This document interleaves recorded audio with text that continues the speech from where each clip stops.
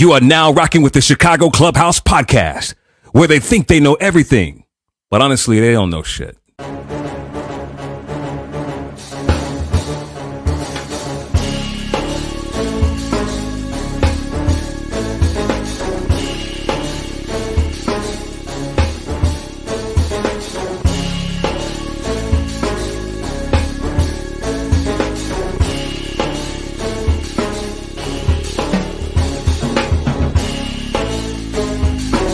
These summer league games and they tell you about these new up-and-coming coaches. I think we should get rid of every motherfucking owner in Chicago. Enzo and Caruso, both when they are on the court, are like your defensive generals. But they need to get that strong safety who's not scared to hit somebody.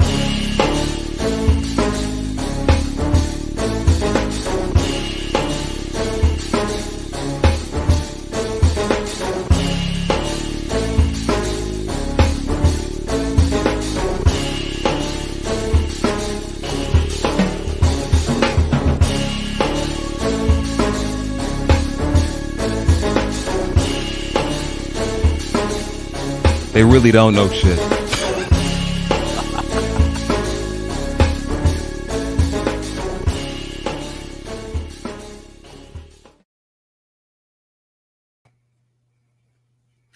Welcome, everybody. I will be the host of the podcast today. Unfortunately, Foulmouth or Terrence couldn't make it on today, so I guess I'm the third one who was able to do it, I guess. Huh? But, hey, happy to do it. We're going to chalk it up some good talk here today because, I know we always complain about moral victories that you need a win, but I don't know if you can not be happy about what you saw on Sunday. I always kept saying to myself, that was probably the happiest loss I've ever experienced in my life. And I don't know if that's a good thing or I don't know if that's a bad thing. But with Foulmouth and Terrence not able to make it on there, still got, I'll bring in some of my crew right now. Bring in the stat man who knows every stat in the 80s, 90s, probably the 40s, 50s, back when it was, Tetra Bowl and everything like that. I'm sure he knows that stuff too. But let me bring him in here. JB. What's going on, Frank? What's up, man? How you doing? Man, doing all right.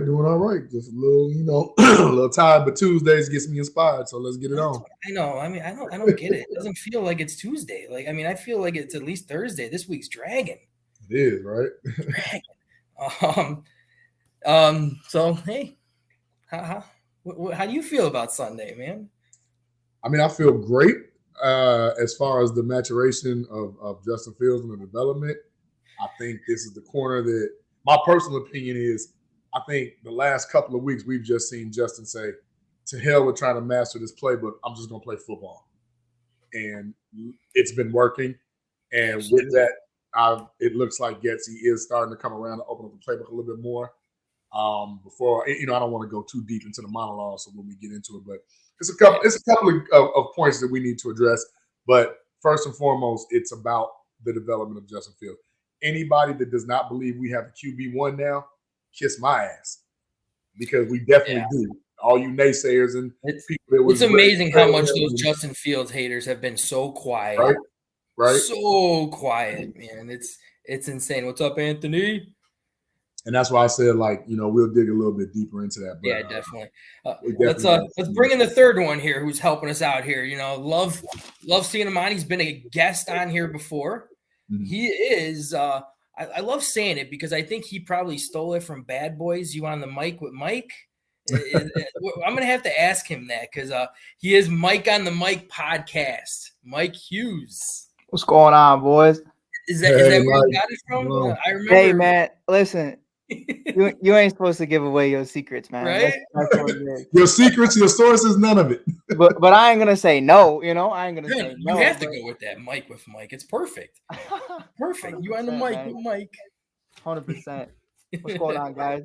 Not much, man. Hey, how you been? I haven't talked to you in a while. Man, things have been great, man. Things obviously with the Sky didn't go the way we wanted it to, but it was a great fight. They worked their ass off, and I said it all off season. Justin Fields is him, and he was going to show that. And I sat back for a few weeks and kind of just simulated in it, watched it a little bit, just was like, you know what, all right, I'll eat my words if I'm wrong. But the last several weeks, I mean, we've really seen a cornerstone turn. And if you don't got Justin Fields in fantasy football right now, this is the week to do it. A little 40 piece on Sunday was a beautiful thing. If anybody did have him, I'm sure he was on their bench more than 100%. Now they're just like, okay, 100%. Yeah, that was a fun game.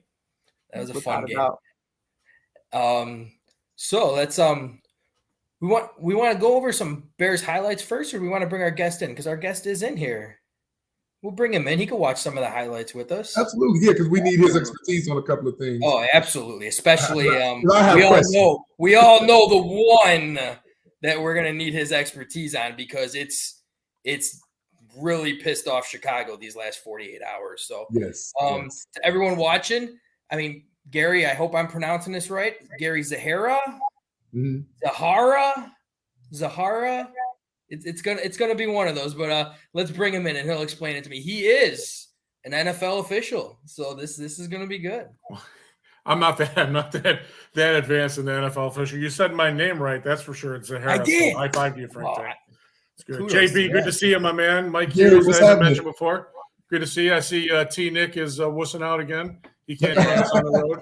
So Well, we'll say though, unfortunately, love him. He's got some family issues he's dealing with right now. yeah. All love for him right now. Hope everything's okay too. So I just want to, before we start, I don't know if you guys knew, JB, I think maybe you saw when I put it on my story. My mom passed away last week as well. Yes. So, just want to throw a shout out, rest in peace, Mom. And I'm going to bite my tongue because I got a lot of stuff to say. So, especially how it happened and what happened and how I found out. Kind of sucks when you find out your mom dies 6 days later. God, That kind of sucks. Imagine. But let's talk about Bears. I was listening to you guys, and first of all, that pregame music, I love it. I want to know what that is, and I like that intro. That's badass. Yeah, we'll have to get with Tina. We had somebody on our page who actually made that for us. That's sweet. That's sweet. That music's good. I have to put that on my pod so I can work out. But as far as Justin Fields, I wasn't a Justin Fields hater. I just think that's probably the best game the Bears have played when they lost. I've seen in a long, long time. That's what I was saying. The greatest loss I've ever witnessed. Yeah, you know what? And I like him as a quarterback, but the fact of the matter is he's not going to last too long if he's got to keep running and take it upon himself. You're not wrong on that. Yeah, but we always kept saying this before too, because I know especially me and JB been going at it about it a lot. But I feel you have to do that for him this year because that's going to protect him more with the offensive line they have this year. I don't want them doing that in the future. I don't want them doing that 3-4 years down the road. Absolutely not. Right. No, it's not sustainable long term. That's absolutely it's not. I think it's one of those things though too, and I've heard JB talk about it before, and I think JB, I'm sorry, I forget exactly when you said it, but it was perfect because no one really talks about it. There's going to be a lot of conversations in the offseason about Bryce Young, about CJ, about Hooker, and all these other guys because Fields is doing what he's doing right now. All of those potential questions, all those potential, eavesdrops or whatever you want to call, they're gone. Like we know Justin's the guy, and I think you have to be able to allow him to show something. Or else, it's just going to be a bad look for the organization, not knowing what we're potentially doing. Agreed. 100%. Agreed on that one. Right, and also when you talk about how the draft picks they have and all the money that they're going to have coming up next year, you got Chase Claypool. And here's the thing I got to problem. Luke Getsy came from the Packers. And the Packers have been opening up a can of whoop ass on this team since, Aaron Rodgers have owned the Packers more than Brett Favre owned the Bears. You know what I mean? Aaron Rodgers is just, he's done after this year. The Packers are done. They're going to, the Bears have an opportunity to jump ahead of them quarterback wise and winning a couple division titles. But when you bring Chase Claypool in and you run that stupid ass bubble screen 3 times to this man, if Justin Fields is going to take it upon himself to run the ball and just take off and say the hell with my offensive line because they suck, then why don't you just do a sandlot play and just throw the ball long or something? Do a post, a deep post. With Mooney I don't coming understand across. why we don't see slants enough. You got Mooney as a slant and take Claypool long. I sit here and I got a really nice TV that I've almost blown up about 7 times this year. And I just I've been watching this team since I was 10 years old. Dad was a season ticket holder for 42 years. And, watching this team is it just drives you up a wall. I don't understand when I know you have a quarterback, your offensive line sucks, but anybody know anything about Leatherwood, this guy they got from Oakland? Is he ready to go? He is. He is. He was on the roster this week. He was on the roster this week. That's a big body right there. What is he, 6'6", 3 something? I mean, come on. So pick out of Alabama. It's good to see we got a Cole Kmet sighting a couple of weeks in a row. You know what I mean? Great game, yeah. He had a great game. But for me, I just think that it's going to be detrimental to his health and this franchise's future down the line if Justin Fields has to keep taking the ball and running the way he does. I mean, look at Randall Cunningham. What happened to him? You know what I mean? So, Gary, I was going to ask you guys, who do you think Justin reminds you of? Just play, elusiveness, and all that right now. Randall Cunningham. Michael Vick was a different animal. Yeah, Randall Cunningham. Michael Vick was he was a special player. Michael Vick had a cannon, actually a better cannon than Randall Cunningham, in my opinion. And he was more elusive. Plus, he was tall. I mean, the guy could see the field. But again, Michael Vick was just was a special player. So, what do you got, Mike? What do you think? No, Anthony speaks out. He's a first round bum. Is that what you speaking of? I think he's saying Justin Fields. I think he's talking about Cunningham. We're talking. Oh, he's talking about Leatherwood. Leatherwood. Okay. Yeah, Anthony. Sometimes you got to throw out a name, man. Yeah. He must be behind. I will say though, Frank, I do think to your point, and being someone who played defense as long as I did, I think it's a perspective. You really look at it for what it is. Sam Mustipher is the reason we are not throwing slants right now, because in my personal opinion, a quarterback, especially in Justin's type of situation, when the DTs are in your face like that, you can't scramble out and throw a slant, because that's just going to be a pickoff by a safety that's spying in, or it's going to be your linebacker that picks it off. You can't be on the run and throw a slant. That's just not, unless it's like a little bubble screen kind of play.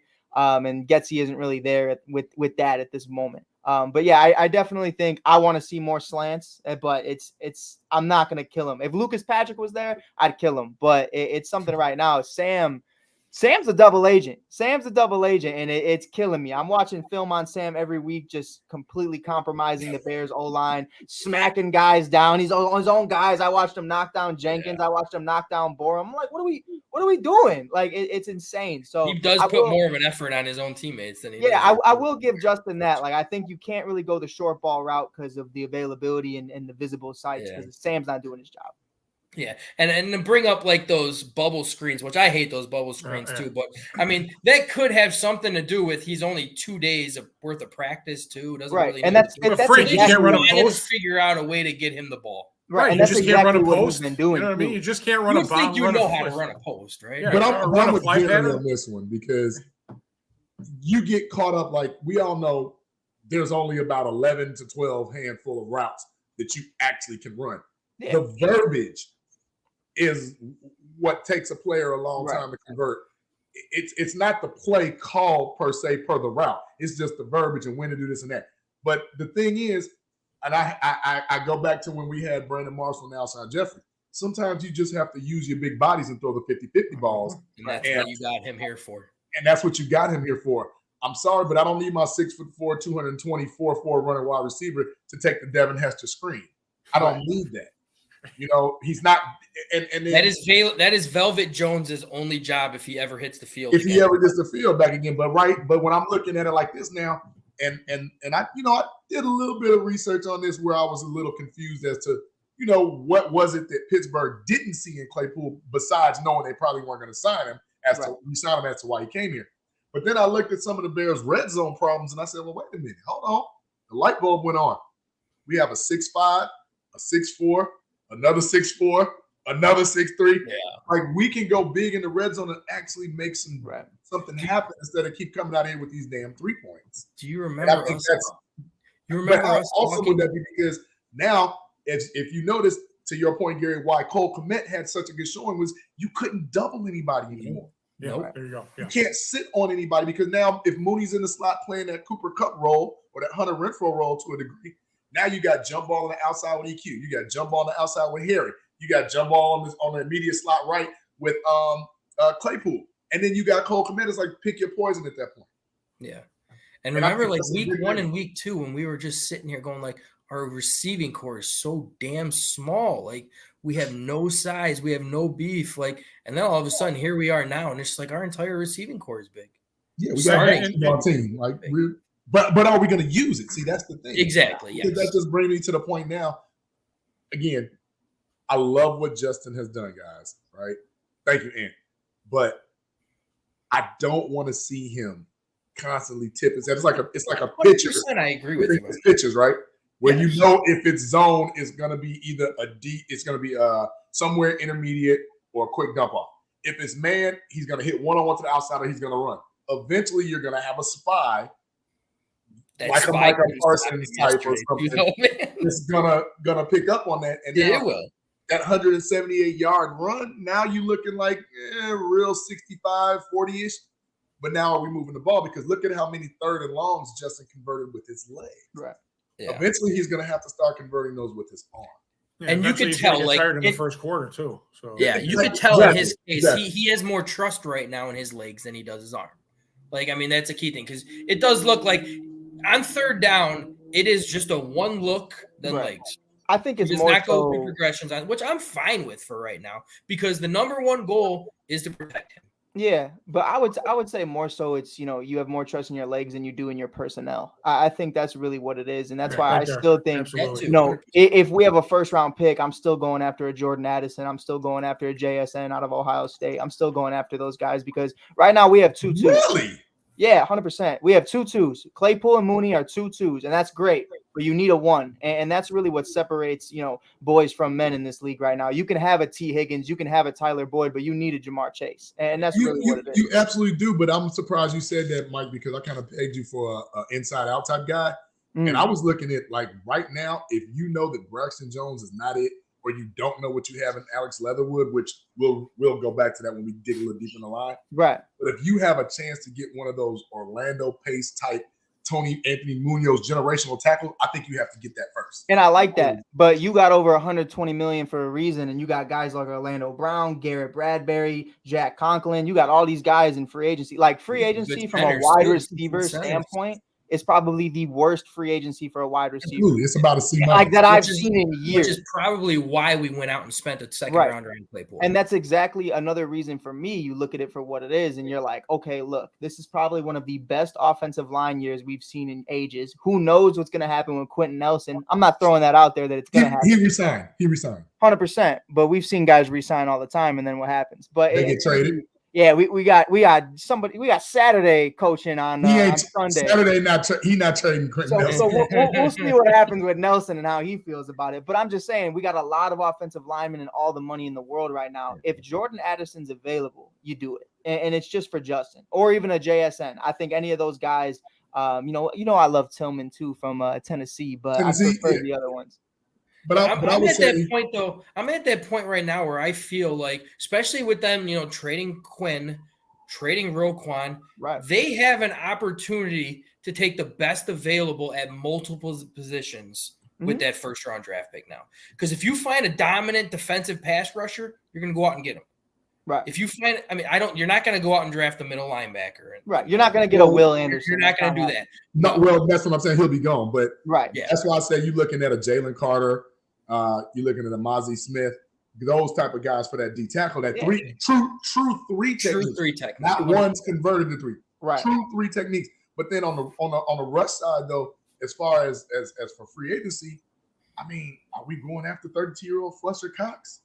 Like, are we really going after? I think he's still got. I think Deron he's still Payne. 4 or 5 He's years. probably the only one, Deron Payne from Washington, who I like. I'll tell you what, JB. If this was Madden, I'd be fully agreeing with you right now. Because after the age of 27, all those dudes suck. But right now, and Frank kind of alluded to it, Fletcher's still that dude. And he's I don't see Fletcher leaving. But but isn't that hypocritical? Because the reason you claim you got rid of Hicks and Mack and Quinn is because of their age.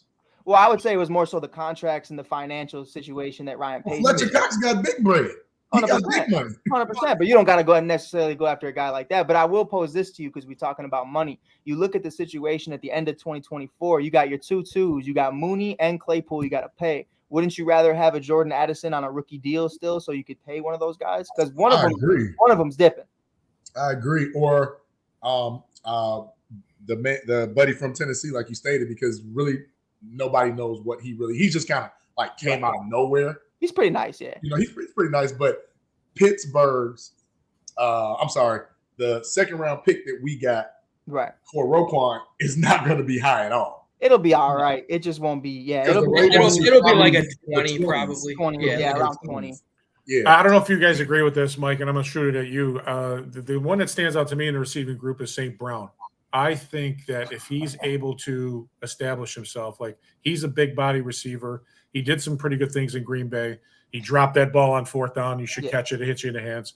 Okay, but I think if St. Brown starts to establish himself, I think that will open up the passing game. And if you've got the running game with, I don't know if our boy's going to stick around next year because Herbert's playing really well. You know what I mean? It'll be a tough call what they're going to do with that now. Do you dump Montgomery and get some draft picks or what? I thought off rip Monty was gone. I thought Monty was going to go to the Bills. But obviously in hindsight, they went with Hines and they went the cheaper route, which they didn't have to give as much draft capital as Ryan Poles was probably. I would say he was probably looking for a second to a fourth round pick for Monty. I heard they offered a fourth. And that's like, why? What's the point? You know what I mean? You got one of the best running duos. You got one of the best trios, if we're really being real with Justin. I wouldn't have messed with it. You got to take something away from this offseason. If it's the best rushing perspective in Bears history, I'll take it. You don't move Monty. But in the offseason, I love, and Frank said it to me time and time again, and he's nailed it into my head because it is a fact. He is a great blocker from a running perspective. But my problem with Monty and me playing back for a little bit, it's something to me where you got to go. A guy like Zeke, you look at 2016 and why Ezekiel Elliott was so successful is because that offensive line was a thing of beauty. Like you had the ability to grab the ball. Right, but you have the ability to grab the ball, stop, look for your gap, and go. The problem with Monty is you have one of the worst offensive lines. You stop to look for that gap, and then you get hit. Now, the beauty of Monty, the man's a dog. Like you're not touching him. Like the second you touch him, you're 5 feet on your ass, and Monty's 5 feet in front of you. So that's the beauty of Monty. But I love Herbert so much because he just goes. He just goes. He creates his own hole. He's gone. He's not going right up the middle. I love Monty. Old school football kind of guy. He's your guy you want to rock with. That's an Iowa type mentality. That's a Chicago Bears type mentality. But I think, what we're trying to do right now is you need a guy who can not only be effective with the pass catch, but you can also need a guy that's going to be effective with the run. And I think you've seen it, in the play calling. I see Herbert out there more than I see Monty most of the time. Yeah. And I know because I got Monty in fantasy. It's a good 1-2 punch. I think they really do split those two backs up very well. But in important moments, who are you seeing? I'm seeing Herb. I'm seeing Monty like on the goal line. If we're talking about third downs, I'm seeing Monty. Right, 100%. But because of the fact that Monty can block, like you were saying, Monty can catch. The downfall with Herbert, and you said it perfectly. When that dude, he sees stuff before it hits. And that's a phenomenon. And he hits those holes so hard. But when it comes down to that, and we have a struggling offensive line right now, a young offensive line. Right. When Herbert's in that backfield protecting field, I'm immediately putting across my chest because the punt block. I don't even. What the hell was he in there for? Yeah. And then I won't kill him for that because again, to Frank's point, it's like, why? What are we doing? Why was he in coaching? Right. Yeah, that was a bad coaching. Know your personnel. Right. And you definitely know that one of your more subpar blockers, especially on a punt when the whole thing is gas. Why would you put him in that position? You're putting him in a position to fail. Right. But I want to touch back on the offensive line. Gary, I want you to really chime in on this because what I'm noticing from a referee standpoint, the solidification of that line and how the penalties have started to decrease. Mm-hmm. But in my opinion, I think it's because Riley Reif is in. Yeah. And I don't know how you all feel about that, but I'm just thinking because he's able to give a little bit more. Not that Larry Borum was doing bad, but if you look at the age and who's on it, Riley Reif is the veteran. And he's probably the one kind of solidifying things in the huddle, letting them know, because I'm sorry. I looked at Sam Musafir and was like, dude, what protection are you calling right now? Because they're not coming from the way you're pointing. Gary's from the edge and the holding penalties they're holding because I'm watching it and I mean it's just blatantly obvious. It's not even subtle with this guy. So I mean, he's just tackling somebody or ripping him down by his neck. Bad. You know, it's bad. And I kind of reminds me of watching. I don't know if anyone else saw this because it happened twice too, which drove me nuts. Yeah. Sam Mustipher does what a center should do and points out a decision. This guy's coming here. This guy's coming here. Fields immediately did something different. He says, no, he's coming from that way. He's coming this way. That's why I said the wrong call. Right. Fields was right. And it was a great audible call that he made. And I was like, Mustipher, shut up. Just stop. You're literally you're a dummy right now. You might as well just put up a freaking cardboard cutout right there. He's like a pylon. He's like Brisker on defense. Brisker's a pylon. I mean, that guy, he was absolutely lost. And, you know, it wasn't that Tyreek. And it wasn't that Tyreek Hill was running routes that were, blowing guys up. He was going to a spot and you know, Tua was hitting them, but you got to get to the quarterback too. I can sit back there and pick that defense apart. And this is the first time in a long, long time. If you go back, they talk about this Bears rushing game back in the early 80s. Well, back in the early 80s, the Bears defense was still good. Right. So this team, if we had a defense, this team would be pretty damn good. Dare I say it, 6-3, maybe 7-2? Easy. Yeah. Because you're going to beat the Giants. Yeah. You should have beat the Vikings. You damn sure should have beat the Vikings. Yeah. Yeah. And the positive thing is you have a defensive-minded coach now where you have. I think that guy's cool. You have trust I don't know where what he's doing. I don't like him. I'm not feeling him. You're not. I don't know what you guys think. No, I don't. I'm with you, Gary. I'm still not, because all I see is like he's coach emoji to me on the sideline. Nothing but facial expressions. Yeah. I don't see any real coaching. I don't see any real, and not that they show us what's going on all the time, but then every time he comes and speaks, it's like the most PRist conversation ever. And it's like, at least show me some fire, man. It's better than Matt Nagy's speech. But see, that's the difference, because he had a great week of practice. He had a great week of practice. He tried to be the smartest person in the room all the time. What he say? We didn't come here to run the I formation. Okay, duh, we know that. We didn't bring you here for that. Right. But if you need to run the ball, dummy, run the ball. I mean, this isn't the AFC South either. This is the NFC North. Right. You know what I mean? So, I think the mentality of bringing all the indie guys over here, now they're finally seeing how exactly this division works. Because you're going to have your hands full next week with Detroit. Because Detroit, you know, I tell you, they're a couple of players away the way they've been playing this year. As much as, you know, they're in division, I'm never going to like the Packers, but I just think Detroit and the Bears, it's going to start turning around where those two teams are now fighting for the division in the next couple of years, and the Packers and the Vikings. And first of all, Vikings at 7-1. Just I got two words: Kirk Cousins. That's all I got to say. There it is. You know what I mean? Because it's the season's still young, and you know I'm not talking Bears playoffs, but if you look at the standings, you know they're so-called on the bubble. I'm not thinking they're going to make the playoffs. I had them winning 9 games this year. Yeah. Mm-hmm.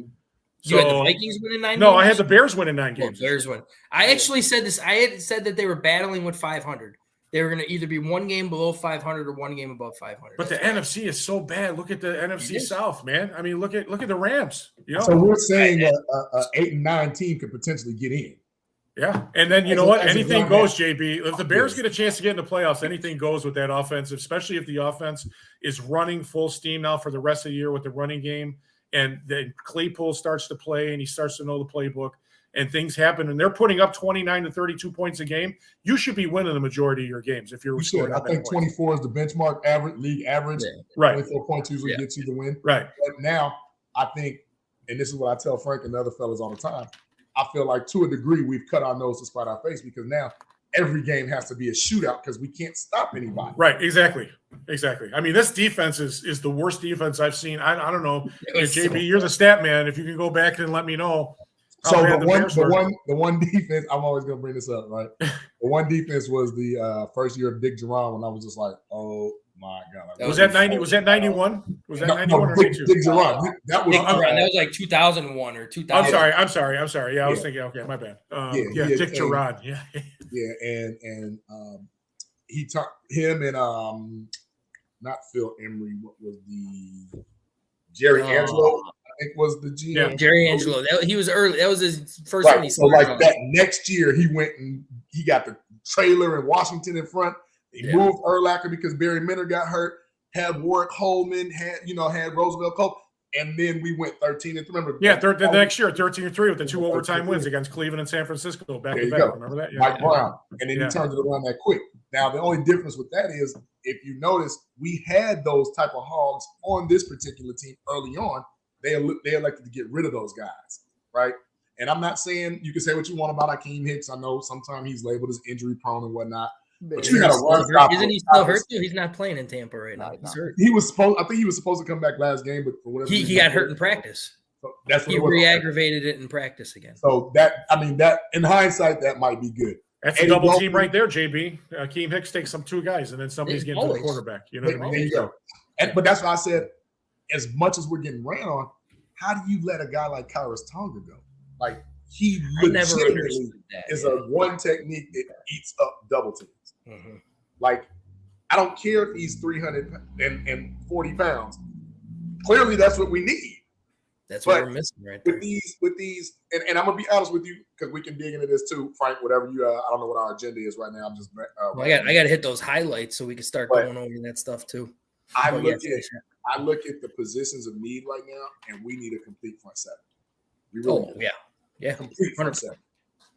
And I like Dominic Robinson, but he's more of that edge rusher like a JPP was when the Giants had that NASCAR package. Remember, they had that rotation of the 5 line interior. He's like that Mark Anderson type style. I like. Yeah. Well, that's what we said about Travis Gibson as well.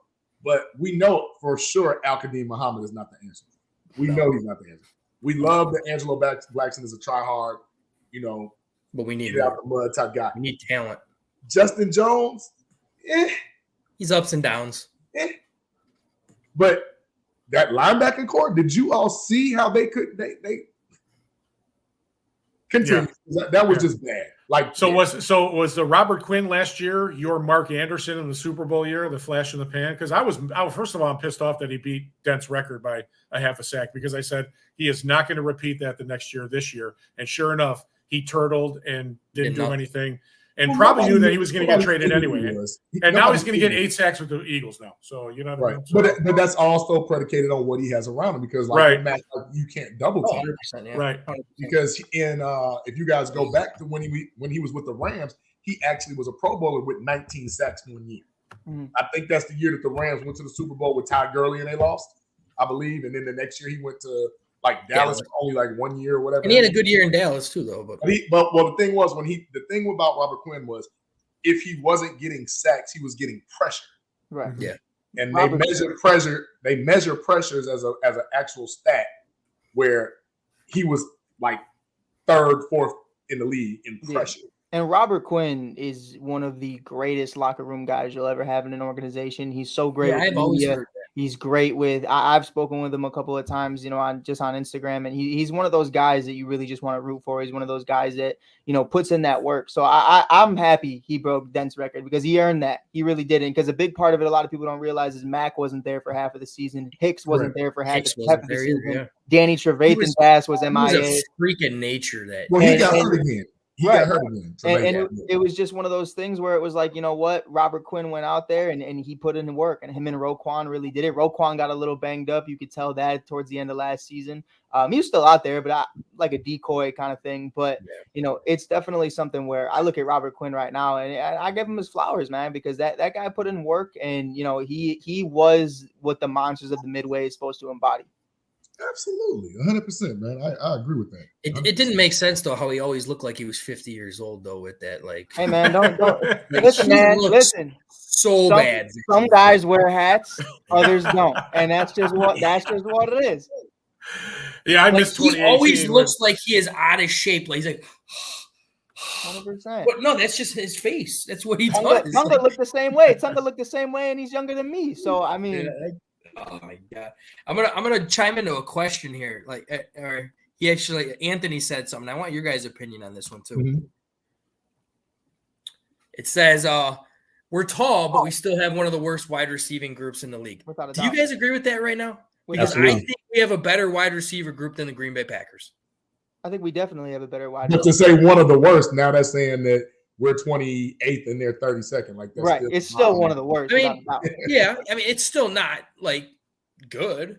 Right. But I mean, I like the signing of Claypool. I think that's going to help out the entire receiving core. Right. I think it's bigger than that. I think it's one of those things, and we kind of touched on it with the red zone threat. And just kind of being, over the 50-yard line is looking at Cole Kmet and what he's able to do. You have a guy like Claypool who's such a red zone threat that actually opens up Cole Kmet to actually be able to do what he wants to do. And I don't know, I'm not going to sit here and say Luke Getsy is the guy, but he's definitely utilizing the guys he has right now. And, I think something not a lot of people pay attention to, and JB said he was doing his homework, and I'm very proud of him on some of the points he hit about Pittsburgh, because it's hard. It's hard watching a Pittsburgh offense right now. So I got to give him his flowers. Especially with Trubisky in there at times. So when you look at what Claypool has been doing, a lot of the sweep options, I don't expect us doing that moving forward, but that's exactly what Claypool has been doing all season in Pittsburgh. So that's why I think that's exactly why you've been seeing that in the first game. Obviously, the long shot at the end, which we'll get into that in a whole different segment, but it's something I right got now. a nice highlight of that one. Yeah, you got to. You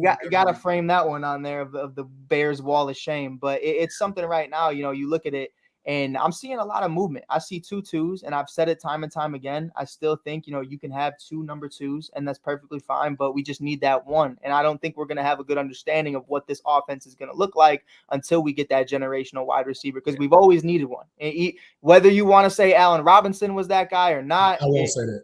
No, but you know what I mean? He was another 2A. Right. You need that guy who you're like, you are the guy. Right now, I'd say Claypool and Mooney, it's going to be give or take whichever day. And right now, you need that guy week in and week out. You see kids rocking his jersey. You see everybody in the town talking about him. You need that guy, and we don't have him. It's Justin. In all honesty, it's Justin. 100%. It can't just be Justin. That's what it is. That's a good. Go ahead, Finn. I was going to say that's a good segue to get to the highlights. But go ahead, Frank. Go ahead. I mean, you want to get to the highlights? Yeah, because my question had to do with probably something you're about to show. Okay, let's see the highlights. Quickly outside, here comes Claypool. He plays one tackle out there, a pressure, and he's knocked out of bounds by Elijah Campbell.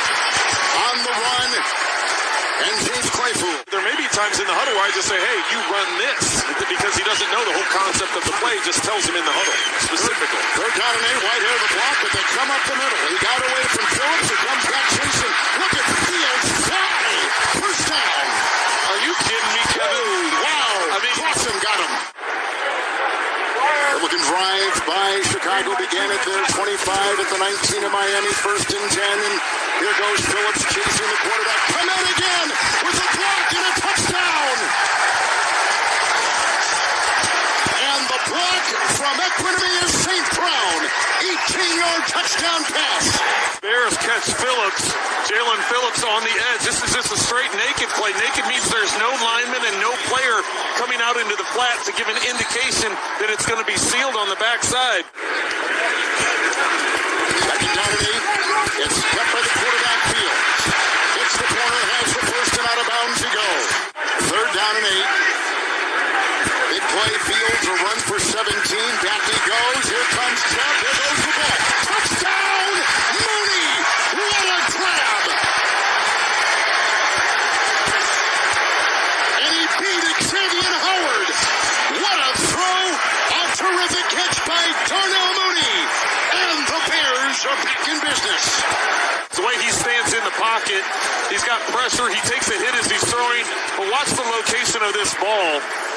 Perfect location, good adjustment. Moments ago to Jalen Waddle of 18 yards. Here's a kickoff to Herbert from the 5 for Chicago. His first return, dancing away, breaking tackles, finding a gap, and finally the kicker, Jason Sanders, tripped him up. Jones the block at the left tackle. Time for Fields. Now he'll accelerate at the first down and break tackles, and he's off to the races. Oh, he got a terrific block down there by Mooney. He's in for 6. 61-yard touchdown run by the quarterback, Justin Fields. Luke Getsy are so high on what Justin Fields can do. You can't coach this. This is just something that your natural ability, it takes over the speed, the size, what he has. He steps up in the pocket. He wants to throw. He's not looking to run.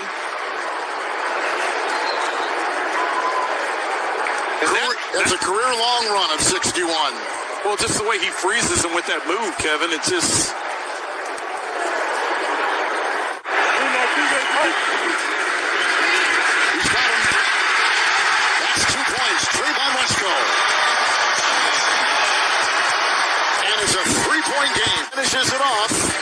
Telesco with only his second catch all season for 2 for the Bears, now within 3. 16 points in the first 4. Last 4:23, today 25, 3rd and 1. Here comes Fields, getting a block from Pettis, and that opens the door. And he's deep in Miami territory, out of bounds about the Dolphins 31. Fake. Fields on the fly. Fields to the 5. It'll be goal to go as he races his way to the 5. Montgomery with Blasingame, 1st and goal. The fake and a good one, and come a touchdown. His second today. 4-yard touchdown pass. Where is this season going? We traded 2 of our better defensive players. This is how the Bears respond. Here they come, Trump at him, and he escapes and he's running. And he breaks the tackle right there of Rowe, and he's got the first down.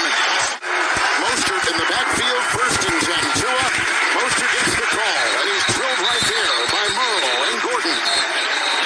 Lost a yard in the play, back to the 23, timeout, Chicago. The Bears showing blitz here and pressure, but I expect them to drop out. Mostert is in, Gesicki the block, going deep. He's got Jalen Johnson, a terrific play for the Chicago Bears. 4th down. Defense time to adjust from a personnel standpoint. Dolphins showing man right here. 2nd down and 8. Here goes Fields on the move again. And he's got the first down. Tackled by Sealer. Tumbles ahead to the 42. The Dolphin 48. Messy pocket going deep and looking for Claypool. Broken up. That's got to be. Holland. And. There's no flag. 4th and 10. Holland was over there. Claypool was in the sight. It looked like he had him around the waist and was pulling him down. Crossing with that right arm. Now watch him pull him down as he tries to jump for the ball. Oh, look at that. Crossing pulls him back with both arms. Yes. I could see that all the way. Wow. Oh, the fans are going crazy, dude. They see it now on the replay board.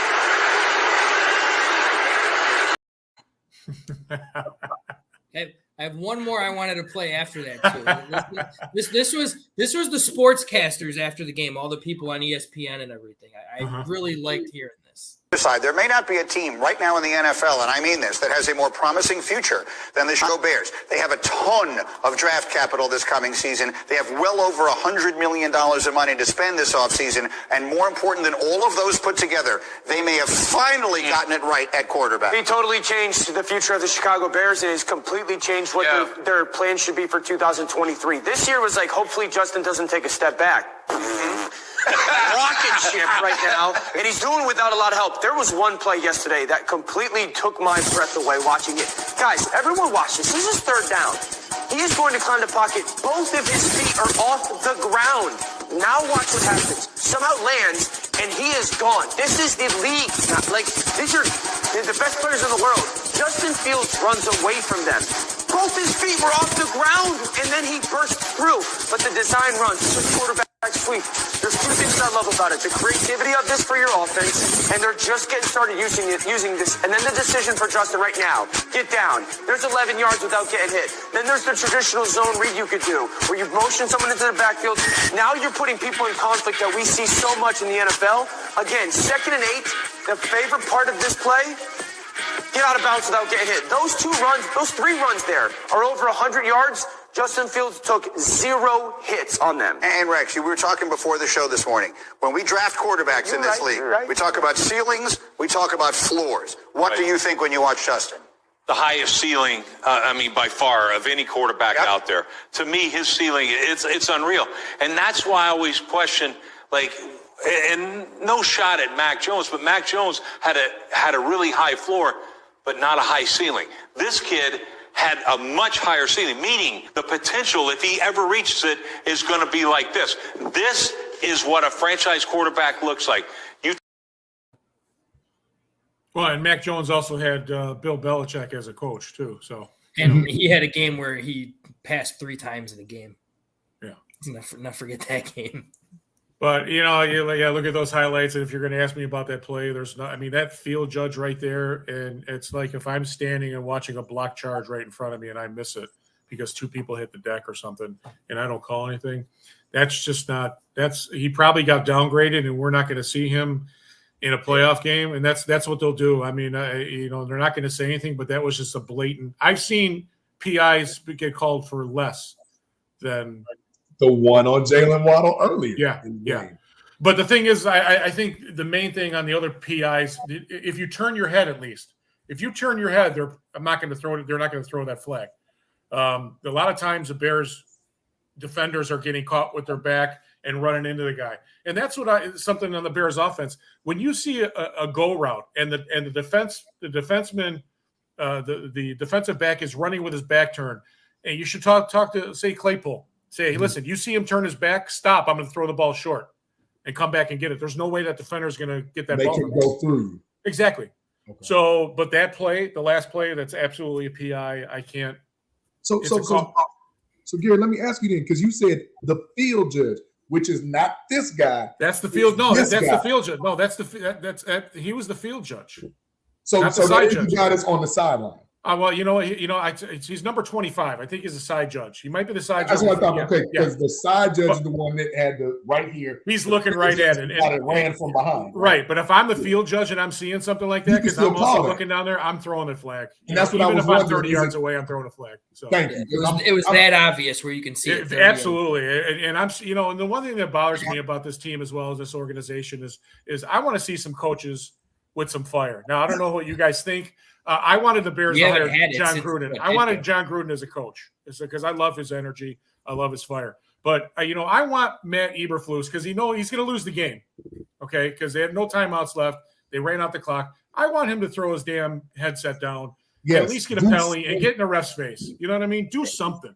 As much as I did not like Matt Nagy, he did get fired up a lot. Yeah, I mean, he threw his little visor off his head. You know what I mean? And it's just, I'm sorry. This is Chicago. We're never going to have a coach like Mike Ditka, no matter how hard we try. I don't think you can anymore. No, I know. Yeah, well, but still, you need some fire. You need some fire and show. Go in the press conference and get fined. You're making what, $6 million a year?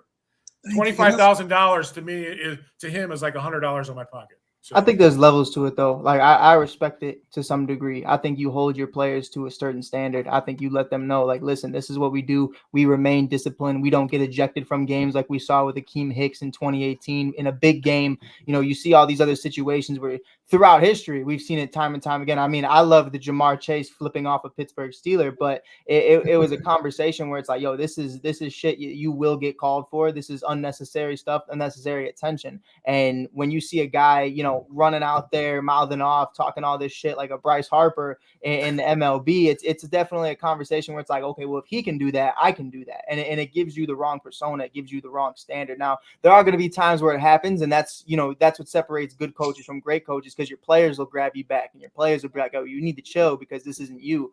But I think I like seeing it from Matt, where it's that discipline, where it's like, you know what, that's fine. Next play mentality. It is what it is. Now, JB said, last play of the game, he doesn't get called. That's fourth down. It's a different conversation, but I do like the leveled headedness. And I think that's something we haven't had in a very long time. I think we either have the airheads or we have the guys with the huge egos. And I think right now we have a perfect balance of both, where it's like, I respect Matt. And I like that Matt's not always in my face on the camera. Matt Nagy, I saw Matt Nagy more than I saw Mitchell Trubisky throughout their times in Chicago, because Matt was always everywhere, always trying to be involved, Matt Nagy is what your typical egotistical quarterback is. And him being a former quarterback, you can see that. He wanted to be the top dog in the room all the time. And I think I like what Matt Eberflus does is he's going to lead by example. He doesn't need to speak, because they speak in the locker room. They speak in practice all week. He doesn't need to show everybody he's the top dog, because I think that's the respect he's going to earn over time, is that I am him. Yeah. Mike, I agree with you, but I just think you have to pick your spot. You know what I mean? I agree with what you're saying, Mike, 100%. But I would like him to at least maybe once or twice in the season throw his helmet, throw his headset down on the ground or something. You know what I mean? I'm gonna say it like this: I'm not saying he needs to go full Bobby Knight. Oh yeah, no, I feel you. But at least give me some Coach K. Like, at least go out there. You show Bobby Knight, he's probably kicked out of the league. But I'm just using that, for ha. Right, Absolutely. right. But to sit up there and see that man just be like, oh, come on, guys. Like, I'm looking at my coach like, dude, you're not going to sit up here and fight for me? Like, Right. we're going through all this. We're going through the fire for you, trying to prove that you deserve this job. But at one of the most critical, pivotal points of the game, you're just going to sit there and chew your gum? Right. Don't think that things like that don't change the locker room, too. This No, all it shucks definitely bullshit does. is, this all shucks bullshit mentality in this city. I'm talking about with sports teams, with the Hawks, the Bulls, the White Sox. I'm not a Cubs fan, but still, I mean, it's like, oh, shucks. All right, we're going to get them again. Listen, I'm old school, JB. We grew up with the fact that where if you weren't good enough, you didn't make the team. You didn't get a 26th place trophy. Okay, if you sucked, if you weren't good, you got sent home, and you get to try next year. Simple as that. Yep. But I understand. But Mike, I completely understand your point. But the fact of the matter is on that particular play, that particular no call, I, as a player and as somebody in the organization and as a broadcaster, would want to see, man, I like to see some fire from Manny Rufus here. He's just fired up. He's pissed off. That was a terrible call. That necessarily didn't cost him a game. That block punt did, and the Civ defense. Yes. But the fact of the matter is that you can't. Now I'm speaking from an official.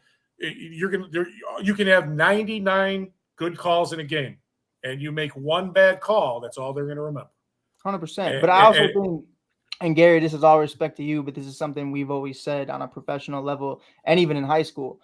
They've always told me, at least my coaches in Chicago, if a ref dictates the win or loss of a game, you did not deserve to win that game. And I think that is the level-headedness that Matt Eberflus has right now. There are so many different ways. You could look at the St. Brown drop. You could look at the Eddie Jackson. And as a former safety, you look at the Eddie Jackson situation. The first thing they taught me, and I've given more concussions than I've gotten. So I know firsthand, pretend like you're about to go catch the ball and then rail the dude. And that's what it is. But it's something right now where you could look at that call, you could look at the thing with Waddle, you could look at all these other instances, the block punt. I mean, there's so many different instances where you could say that's what lost us the game. So I feel like, blowing up over one play, I do understand, JB, it was a do or die play, and maybe he caught that ball, maybe he didn't, but it's something right now, you look at it for what it is and you understand, like if this is what dictates us winning the game, then we weren't in it to begin with.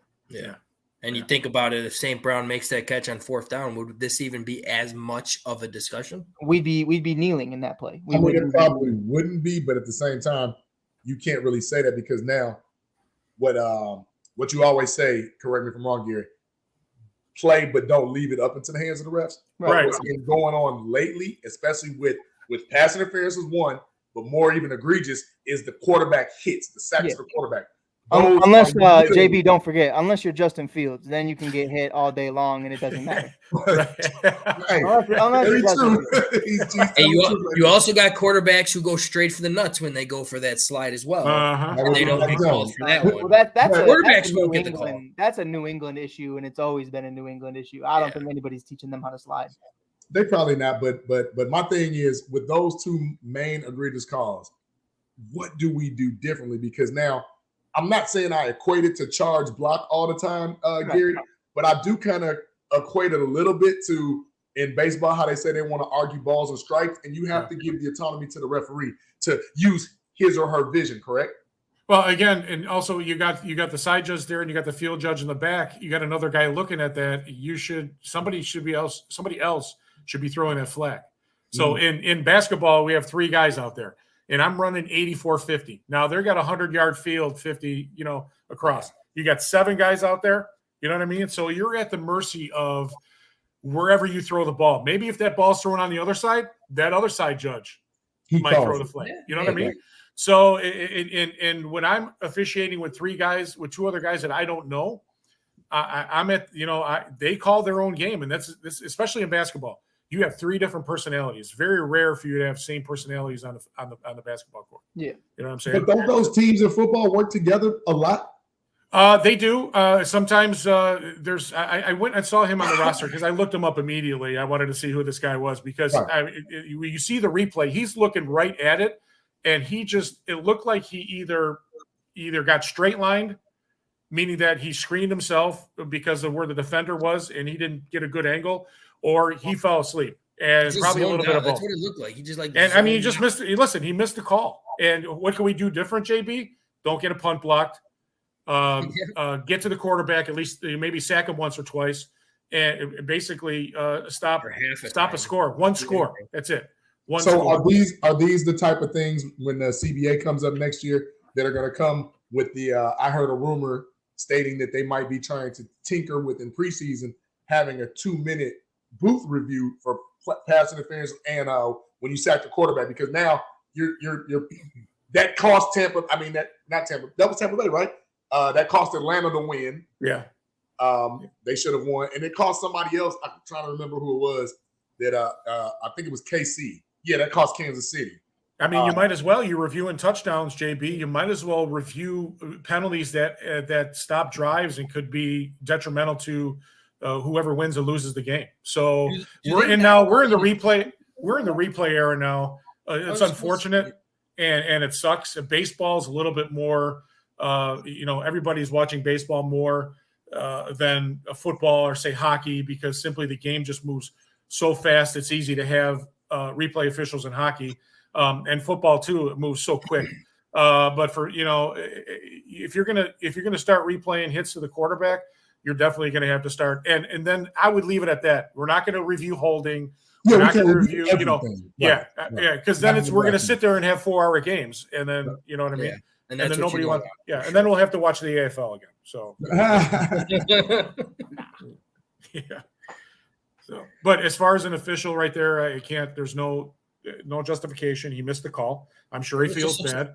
I'm sure his crew perfectly. Like other refs could have saw it. I was expecting that type play to see like 3 flags getting thrown. I was expecting a flag from the field judge. Actually. Yeah, like multiple angles you could have saw a flag on. Well, I will give a little bit of credit because in the first quarter, I think, because they switch every quarter, I believe that was the ref that called the first Claypool interference. That side, yeah, it was that same side, yeah. Remember, he almost couldn't pull it out. And was like, so, and I'm going to give a little bit of defense to my man in the stripes. I think it was subtle enough for him not to recognize that he gave him a little tug and pulled him back. If you watch the replay, it wasn't that he wrapped his arms around him and then pulled him back. It's just when he went up. He went up and he just had his arms there and just kind of like, pulled him back into his stomach. He knew what he was doing. I mean, listen, if you can get away with it, get away with it. That's what I hear from basketball. The guys when I referee, listen, ref, you didn't see it. Oh well. And then, but the thing is then I'm watching you the next time. So you get one chance to fool me once, shame on you. Fool me twice, shame on me. You know what I mean? So, but yeah. You have 2 defenders on them right there. So I think, if a defense is smart, they're going to disguise that in a way. Me and my guys, I always had this nickel with me, Scott Gates. He was great. He's great at being in the right place at the right time. I would do something nasty, do something dirty.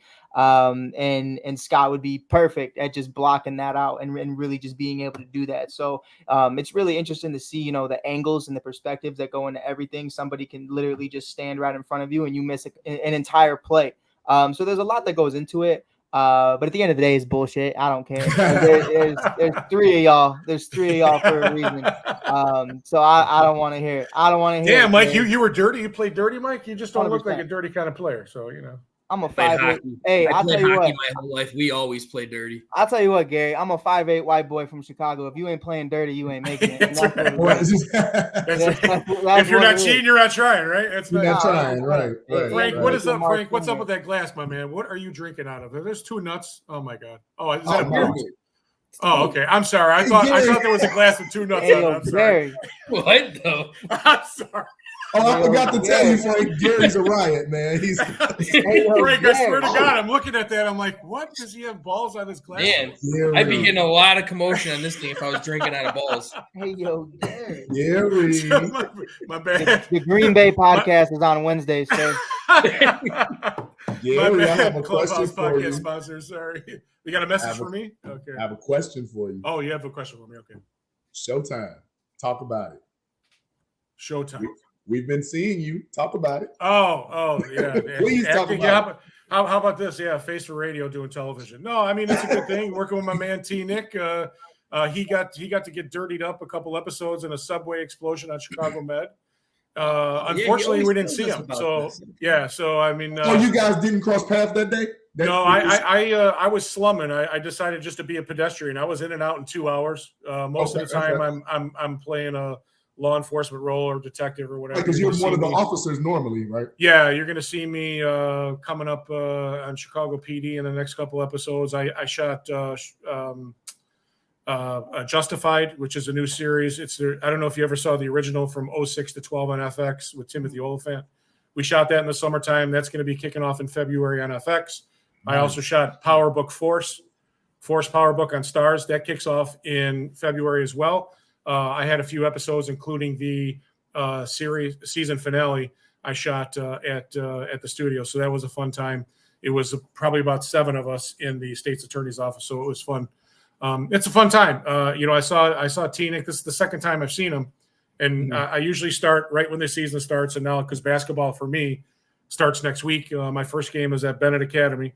So, I'm going to be. High school kicks off next Tuesday? Yeah, high school and college kicks off. Yeah. So I'll be at Bennett. You run into him with the beard or without the beard? No, I don't know if T-Nick had the flavor saver. I put a picture of him on my Instagram. If you go back, I recap my episodes that I shoot and say, hey, hanging out with my boys, T-Nick or whatever. And like if Frank the Tank's working, I'll just whatever. He doesn't look good with no beard, though. Yeah, you know what? I think maybe they did shave the beard because they dirtied him up a little bit. They put that fake smoke and dirt on him, and he was stumbling up the stairs. Okay. So, but he cleans up nice. You know what I mean? Like I said, I love coming on here. When I met him and talked to him, and I met you guys, it's always fun coming on the clubhouse and talking. I always ask him, I said, how come you're not going to have me on? He goes, well, we'll have you on. I'm sure there's going to be some missed calls. And sure enough, I get a message. So I kind of knew I was going to hear from you guys, but, yeah. But basketball season starts. It's fun. And now I'm not going to be shooting as much. If you want to follow me on Instagram, anybody who's listening, I'm at the number 1 Z-Force, the number 1 Z-Force. If you want to follow me, that's great. I'll follow you back. It's pretty much just me with my acting shit and doing the basketball stuff. But it's been a pretty tumultuous week. Before I found out my mom died, I went in and had a little heart surgery again. Yeah, I had they put another stent in me. So I had a heart attack 2 years ago, and they were using medication for the other blockage, but it was aggravating me because I lost 60 pounds. I had about 8 chins. Now I'm down to 2. So I went in on Halloween, got it done, and then did the shoots. And then Thursday I found out Mom passed away because evidently in Nevada and Las Vegas they still use carrier pigeons to communicate. So yeah. Oh, we couldn't find you. We don't know your information. If you Google me, I'm on top of the page. So if you Google my name, it's right there. My phone number's there, for Christ's sake. I've got Instagram, I got LinkedIn, I got Facebook. So, she was 85. She had cancer. Stubborn woman, and I've got her temperament. If you haven't figured that out, she was my mother. She was the old battle axe, and she always told us she would live longer than us. And if she didn't die of cancer, she probably would. My grandfather lived till he was 101. So, oh wow, yeah. So he rode his bike up into the mountains in Las Vegas until he was 82 years old. That man was an iron horse. So yeah. But yeah, so much love, rest in peace, Mom. And so, it's one of those things where, I'm 52, I lost Dad in 17, and now Mom's gone. So it is what it is. And now it's just, for me, just to stay healthy and focus on myself and not any distractions or dead weight or anybody that doesn't really care. So, but I always love coming on with you guys. It's always fun. Keep in touch, Gary, so we can, I follow you anyway. So I appreciate it. Yeah. If basketball, you guys start talking the Bulls or whatever, and any referee calls, I specifically can talk about basketball, but when you talk about any sport as an official, the key thing right there is being consistent. Whether you're consistently bad or you're consistently good. So you just have to, and you have to roll with the punches. And I agree with that, Mike. Most coaches, when I was growing up, it's like, don't let the officials decide the game. Because if you do, you might not like the outcome. It's as simple as that. So, all right, we'll let you go then, Gary. I see you got Stephanie coming up. So yeah, no. I was going to hang out with you guys if you want me to, but I'm going to let you go. I appreciate it. Okay. Yeah, we weren't getting rid of you. We were just. Okay. Oh, okay. I'm sure Steph could actually answer out some bad calls too. I'm sure she's got some bad calls that go on. How long are you guys going for? We're usually on at least until 10 for another hour, but most of the time we get off when we get off. Okay. All right. We can, if you want to keep me on, that's fine. We want to. Oh, absolutely, because I got a lot more shit to say about what's next. So Okay. Yeah, Hey, Mike, what high school did you go to in Chicago? Where'd you go? I went to Norristown Academy. It was on Peterson and Pulaski, and I'm actually the head baseball coach there now. So. Okay. Did you say you played hockey too, or is that you, Frank? No, that was me. I'm a suburban. Dog. Okay. I'm a normal white guy who plays hockey. Yeah, I'm an anomaly. I don't skate or swim. We don't rock with those, either of those. Not a fan of water. Yeah, I'm a normal hockey player with scars all over my face, fake teeth in my mouth, 7 concussions. Like, it's just, I got That's you why with they the call you Frank concussions, the though, Tank. Frank. So. I got you with the concussions. We rocking with it. You got me beat. I don't know anybody who beat me with concussions. I got everybody beat. Me and Daniel Carcillo doing our thing. All right, so let's bring in our next guest. Everybody should know her. All right, she was the offensive player of the year for the Chicago Blitz, and champion of the Chicago Blitz. Let's bring in Stephanie Raymond Young. Hey guys. Hey Steph, how are you? I'm great. How are you guys? Good. Nice hour listening to you guys talk about the Chicago Bears. It was very informative for me. Do you Depressing watch? too, but I do watch when it comes to FanDuel, but hate to say that the Dallas Cowboys are my team. You hate to see it. But you know what? I hate to hear it, but we understand. You hate to see it. Steph, you got you got some bling in the back. What's going on back there? Oh yeah, that looked nice. Oh yeah, we never got a chance to see it. It's the Player of the Year trophy. I'm rocking with it. Hold that up a little. And I got the challenge flag. Oh, challenge flag. Hey, Gary, they got your shit, man. They got your stuff over there. That should have been the flag we saw on Sunday. It didn't. There you go. Oh, no, that was the challenge flag. My mistake. Different. Hell, if we could challenge it, I would have told Coach Flus to throw it. I was going to ask that. Can you challenge those still? I haven't seen that lately, where people are challenging penalties anymore. Well, you can't. Well, ask Gary. You can't if the penalty is not called. You can't challenge it in football anyway. Right? Nothing's there. No. Weren't you able to though after that playoff game with the Saints that happened? Weren't you able to challenge it? I think it's only a score. Only a score right now. All scores before never used to be all touchdowns are reviewed. Only under 2 minutes. Now every score is reviewed if it's close. So, and again, I think what we're doing is, and I don't want to take away from Stephanie. Just let me say this. I think what's going to happen is if we start getting into all right, we need to look at this. Was that a false start? Was that offsides? That kind of stuff. It's really going to slow down the pace of the game, and it's going to be ridiculous where you might as well not have officials out there anyway. So it's going to kill momentum, and momentum's a big part. I might as well just put Cigar Store Indians. Yeah, you know what I mean? I like it. No officials, just rocking out. I'm with it. We're Cigar Store Indians, I don't really like the fact that there's so many reviews in the NBA right now. That makes the game go so long. If there's one thing I was never a huge fan when you brought up the NBA too, like the one thing I was never a huge fan is how many timeouts get called the last 2 minutes of the game.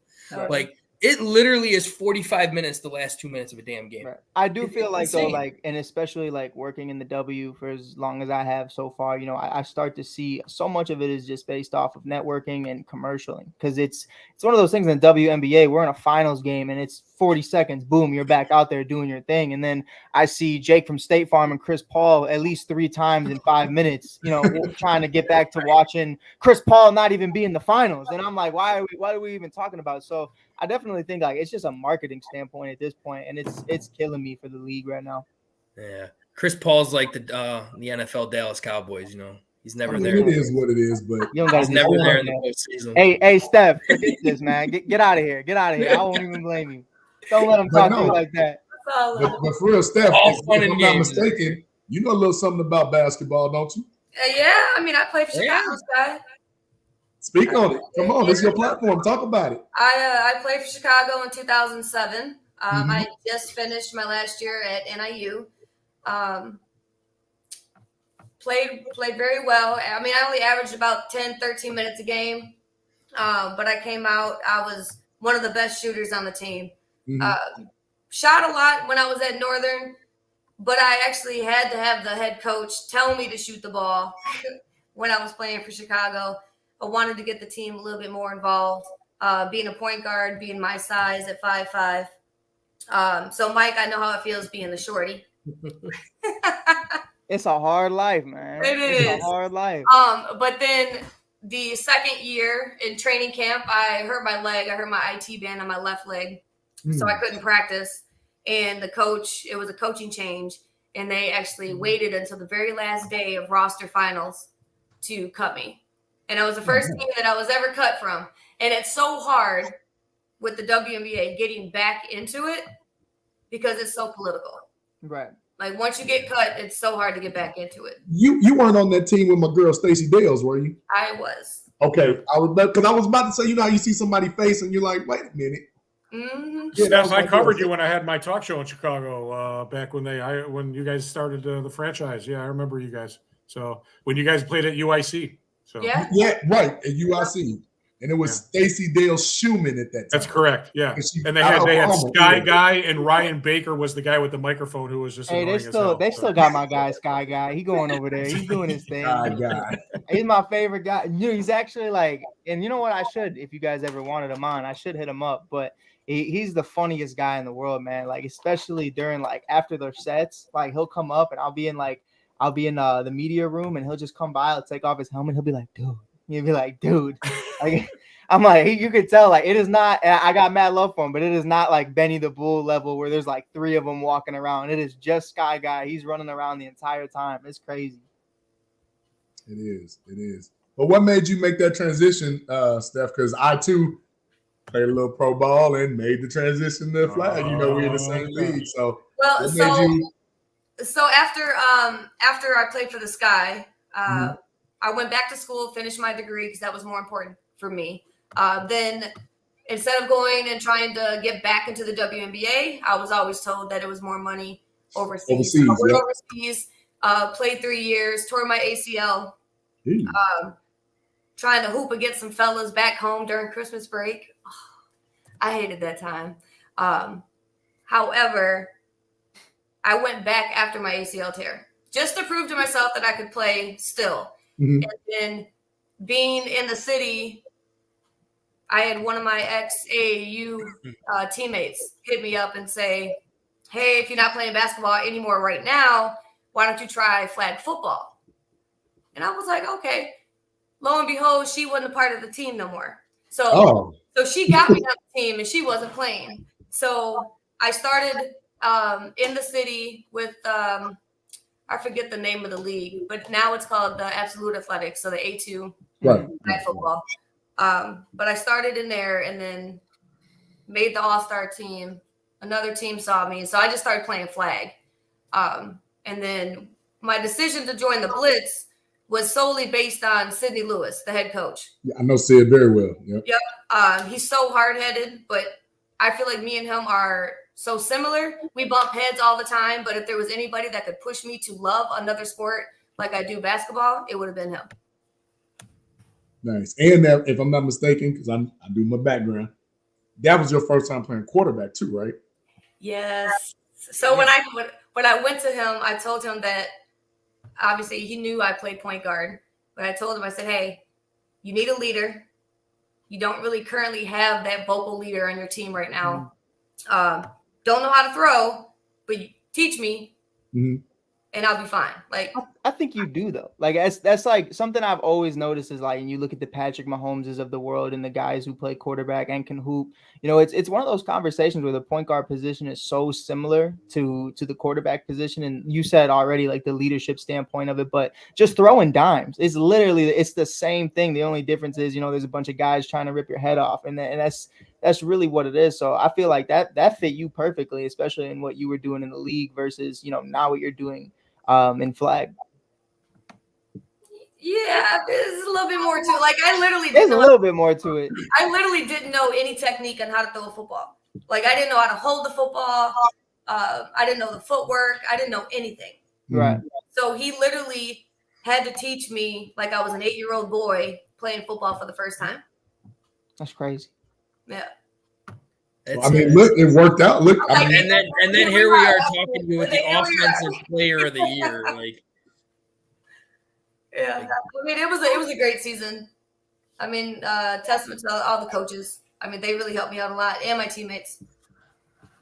So what was it like when you got hit for the first time? So remember how you guys were talking about not knowing how to slide? They don't teach you how to slide. I don't know how to slide. So when I went running for the first time, it was like the second play of our first game. Mm-hmm. I literally threw my body into the defender because I wanted to know how it felt to get hit. Oh, you did it. You initiated the contact. I did it. And then, I got up and I was like, oh, that wasn't bad. And then the next time I got drilled, I was like, oh, I think I'm hurt. When you know it's coming, it's different. It's different when you know it's coming. Oh, yeah. Just close your eyes. And then the padding that we wear is very minimum. Yeah, I've watched quite a few games ever since it was like the LFL way back in the day. But like you guys have, like if you get hit in this area, it's like curtains, like 100%. And there's still no padding in that area. We have longer jerseys, but our padding is now the regular pads. Before it was just up here. The half cut, yeah, but now it's the regular pads. But you still don't have your back plate, any padding on your hips or your legs or anything. So. That's real gladiator football right there. 100%. That's that backyard football for real.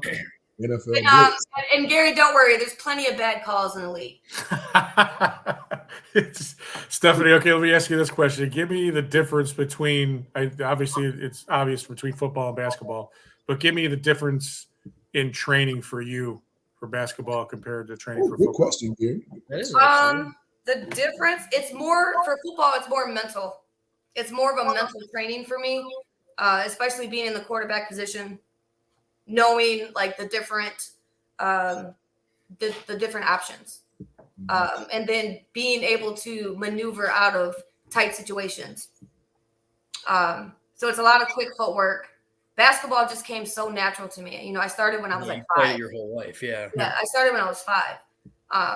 And I literally felt the first time training for football that I was an 8-year-old boy doing it all over again. Like it was muscles that I've never used before.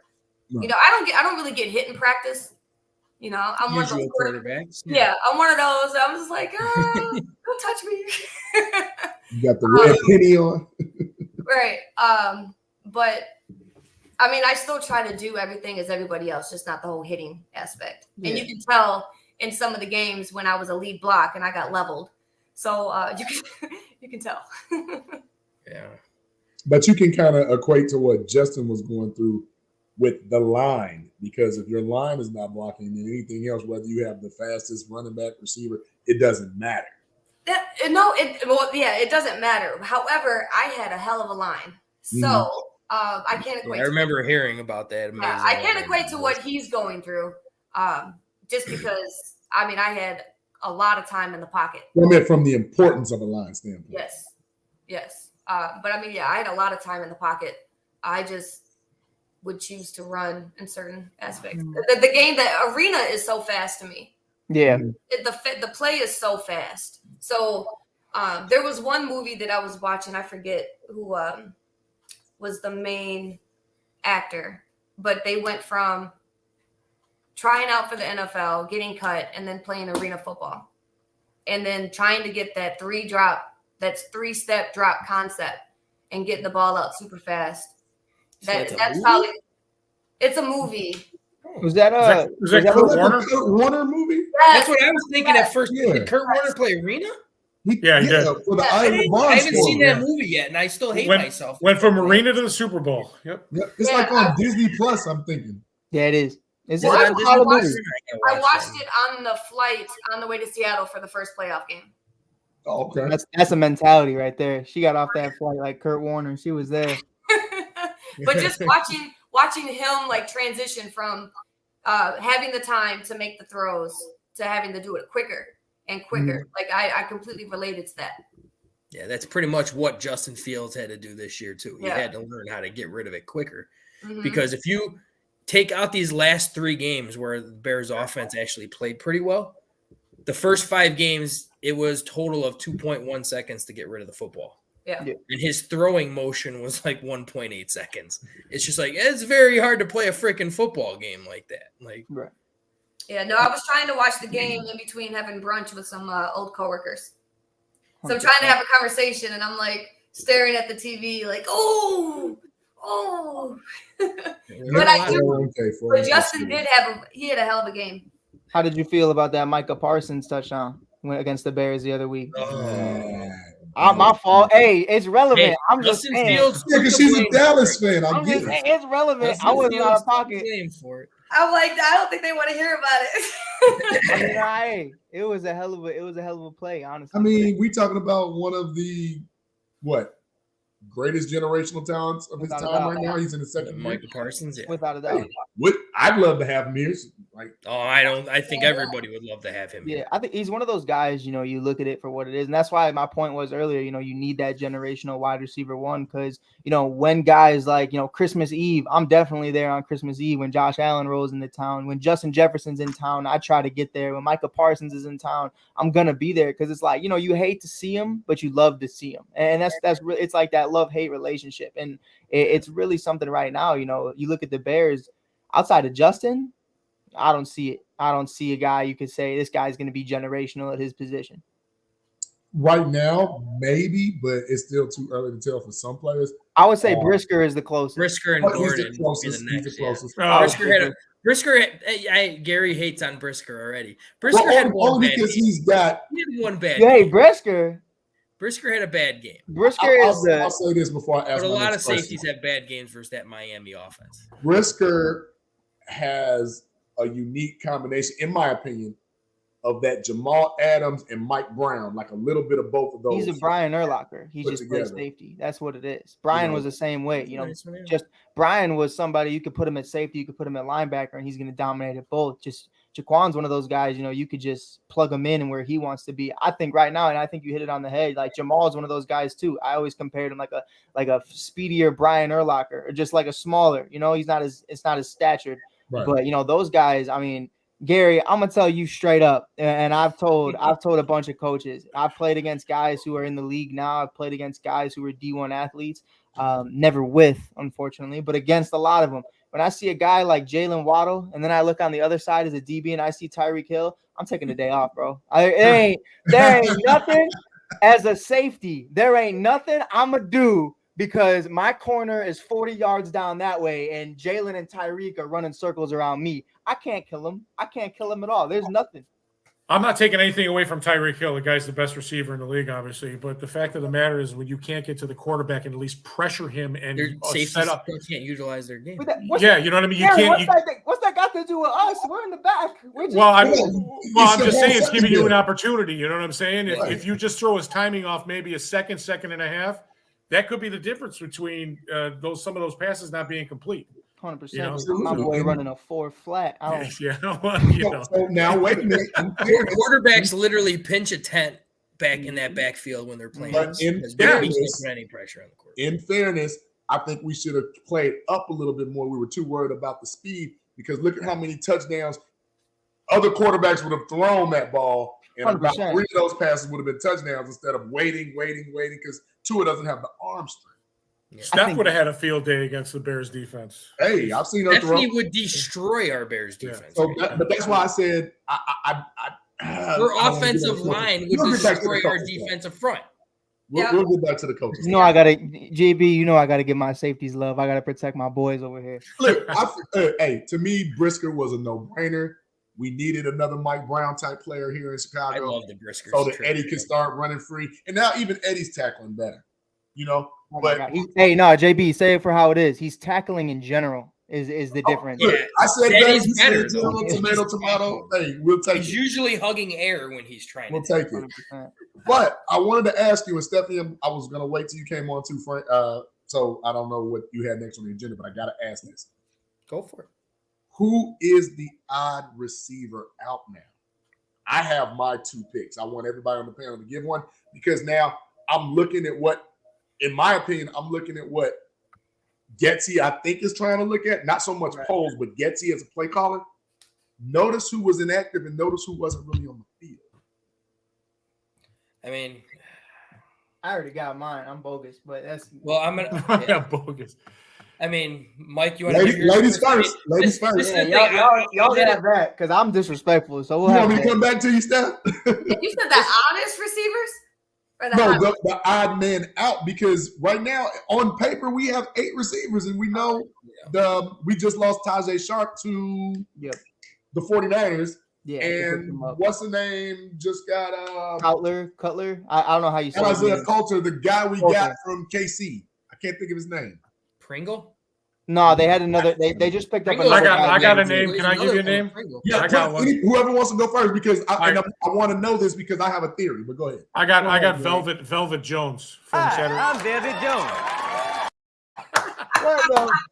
I was waiting for that. That's My finger was on the trigger, waiting for that. Absolute garbage. He cost us a win right there. I mean, who did he fumble against? Was that Minnesota? That was Minnesota. And he fumbled 2 weeks in a row, didn't he? He did 2 weeks in a row. Yeah. Why you didn't have Herbert back there in the first place? And again, it's coaching. And we go back to when we talk about the receivers. You're a professional football player. Right. You are an NFL football player. Okay. If you're a coach and you don't want to challenge your players to see if they can make plays, then what the hell are we doing here? Yeah. You know, you take a chance on your receivers. You're putting them out there. All they're doing is window dress, and they look like cigar store Indians if you're not going to throw them. You know what I mean? So, again, Kale Harry, Equinemius St. Brown, Chase, Claypool. Why not just about the verbiage? You talked about it way earlier, JB, about the verbiage in the play calling. Yes. Let them do play calling and say, hey, Chase, if this happens, break off your route, and I'm going to look for you. Yeah.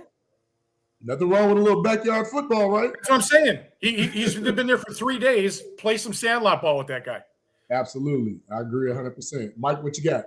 Yeah, I'm rocking with my Tennessee boys, so I ain't gonna get Jones like that. I ain't gonna do him like that. But I'll tell you what, I think understanding your personnel is everything. I think that it's key. I think if you're gonna go out here and say Velus Jones is a wide receiver 1 through 3, then you have the wrong idea of what this guy is. Velus Jones is an athlete. Velus Jones is not a wide receiver. And I watched him a lot at Tennessee. He did not impress a lot of people at Tennessee from that standpoint. He's a great athlete. He can, return punts, return kicks at a college level, but that transition period is going to be something. It's not everybody's Devin Hester. That's what it is at the end of the day. Not everybody's Tyreek Hill. Not everybody's going to come out here and go crazy. Now, Gary, I understand 1 week is fine. Back-to-back weeks. I was like, I was like, damn, like, what, come on, I can't defend that. I can't defend that even as a Tennessee fan. So, I look at it for what it is, though, and understanding that St. Brown to me is the clear cut, like, you're gone. Because I think right now, for me, and Frank, I'll tell you why, it really is that, what do you bring? And right now, you look at, N'Keal Harry, 7th round pick. Cool. So we gave something, we can actually bring this in. Right now, free agency, we talked about it, JB. Free agency class of 2023 is the Chicago Bears wide receiver core. Like that is it's Pettis, it's Pringle, it's all these other guys. There's so many factors that go into it. So, I said N'Keal Harry couldn't create separation if he had a 10-foot stick, but it's true. It's true. But he's proven me wrong in recent weeks that he's starting to actually kind of do a little something. And you look at the stat sheet, and St. Brown's the guy that's missing. And he had a huge opportunity again to prove that he can be that guy. And you are not your brother. Everybody wants to be their big brother, but he is not Amon-Ra. If this was Amon-Ra, JB, we're having a whole different conversation. We're winning 9 games. But right now, to me, it's St. Brown because I still like Pringle. I think it's a health thing that's really just holding that back. But yeah, I think St. Brown's my guy. See, this is where I'm gonna have to respectfully disagree. No, it's all cool. Yeah. Like you can't be wrong because respectfully, they all kind of. I understand where you're going. Like, you can be the one. Pretty much in their own regard, none of them are great at anything. They're all just kind of. No, and I agree. And I mean, this is the thing with St. Brown. The one thing that you can say with St. Brown is this offense is still a run-first offense. 100%. St. Brown's the best blocker we have, and it's not even close. But I've told you, Frank, the same thing. Though. Yes, this past Sunday. I mean, as much as horrible as it was, that was his first draft pass of the season.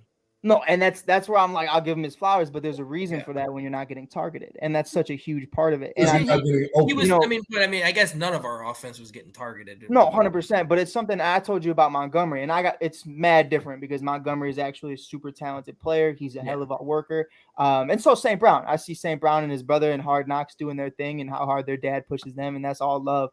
But at the end of the day, you understand Monty can give it both ways. Like, I can block, but I can also do other things. St. Brown, if you're a wide receiver and all you're doing is blocking, and this is a championship caliber team, you're the odd man out, because I don't need my wide receivers 1 through 3 to block. That's not what, especially if Cole Kmet's doing it 80% of the damn time anyway. Like, we don't need, if we got 8 guys blocking and Justin still has 2.8 seconds to throw the ball, like, we got a problem. And that to me is like, somebody's not doing something. And to me, it's St. Brown more times than not. He's running the one thing that hurts St. Brown a lot too is he's not a big special teams guy either.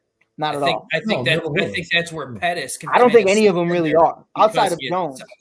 Well, Pettis is a pretty good special teams guy. Pettis is pretty solid, but I think they're trying. What a big part of it is too. Like, a lot of people talk about Eddie Jackson, him doing it at Alabama, big special teams guy. Nick Saban loved him. But you don't want to use guys like Herbert, and that's why you don't see Herbert doing it earlier on in the season, because you look at how Luke Getsy's utilized Herbert. He's a big part of your offense. He's too big a portion of the offense, right? And Eddie's too big of the Eddie's the defensive captain now. Like, he's been there the longest out of anybody. So you look at that for what that is. You're like, you don't want to throw these guys to the wolves like that and have some random guy just trying to make a name for himself on special teams. And I played special teams too, so I could say that. But it's a lot of guys who are just trying to get on the field. Played all over. I mean, we played all over, and Steph, we coming for quarterback too. The short kings are coming 2023 in flag football. I'm gonna hit it. I'm gonna make that my goal. Everyone keeps asking me to hit up flag football with you guys. Dude, flag football is lit. I got a bad knee. That's fine. I ain't messing. And a concussion and new teeth and what else? 18 scars. You need a whole. I played hockey with broken wrist. I had broken fingers, broken toes. I want to. Hey, hold on. I want to know, Steph, who you got as far as your receiving core, because you're throwing to these people. So, what do you see?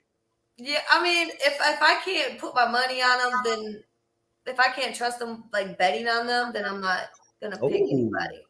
Good. Nobody. So I watch the Bears when I bet on them, but nobody's giving me 100% of my money back. 100%. So it's like they're not consistent. They're not consistent, so I can't put a name on it. Right. No, and that's an overall. Yeah. Right. And we were talking about that too. And Steph, I'm a little bit of a gambler myself. Kind of like hardball though. Like, I'm always losing. It's really bad.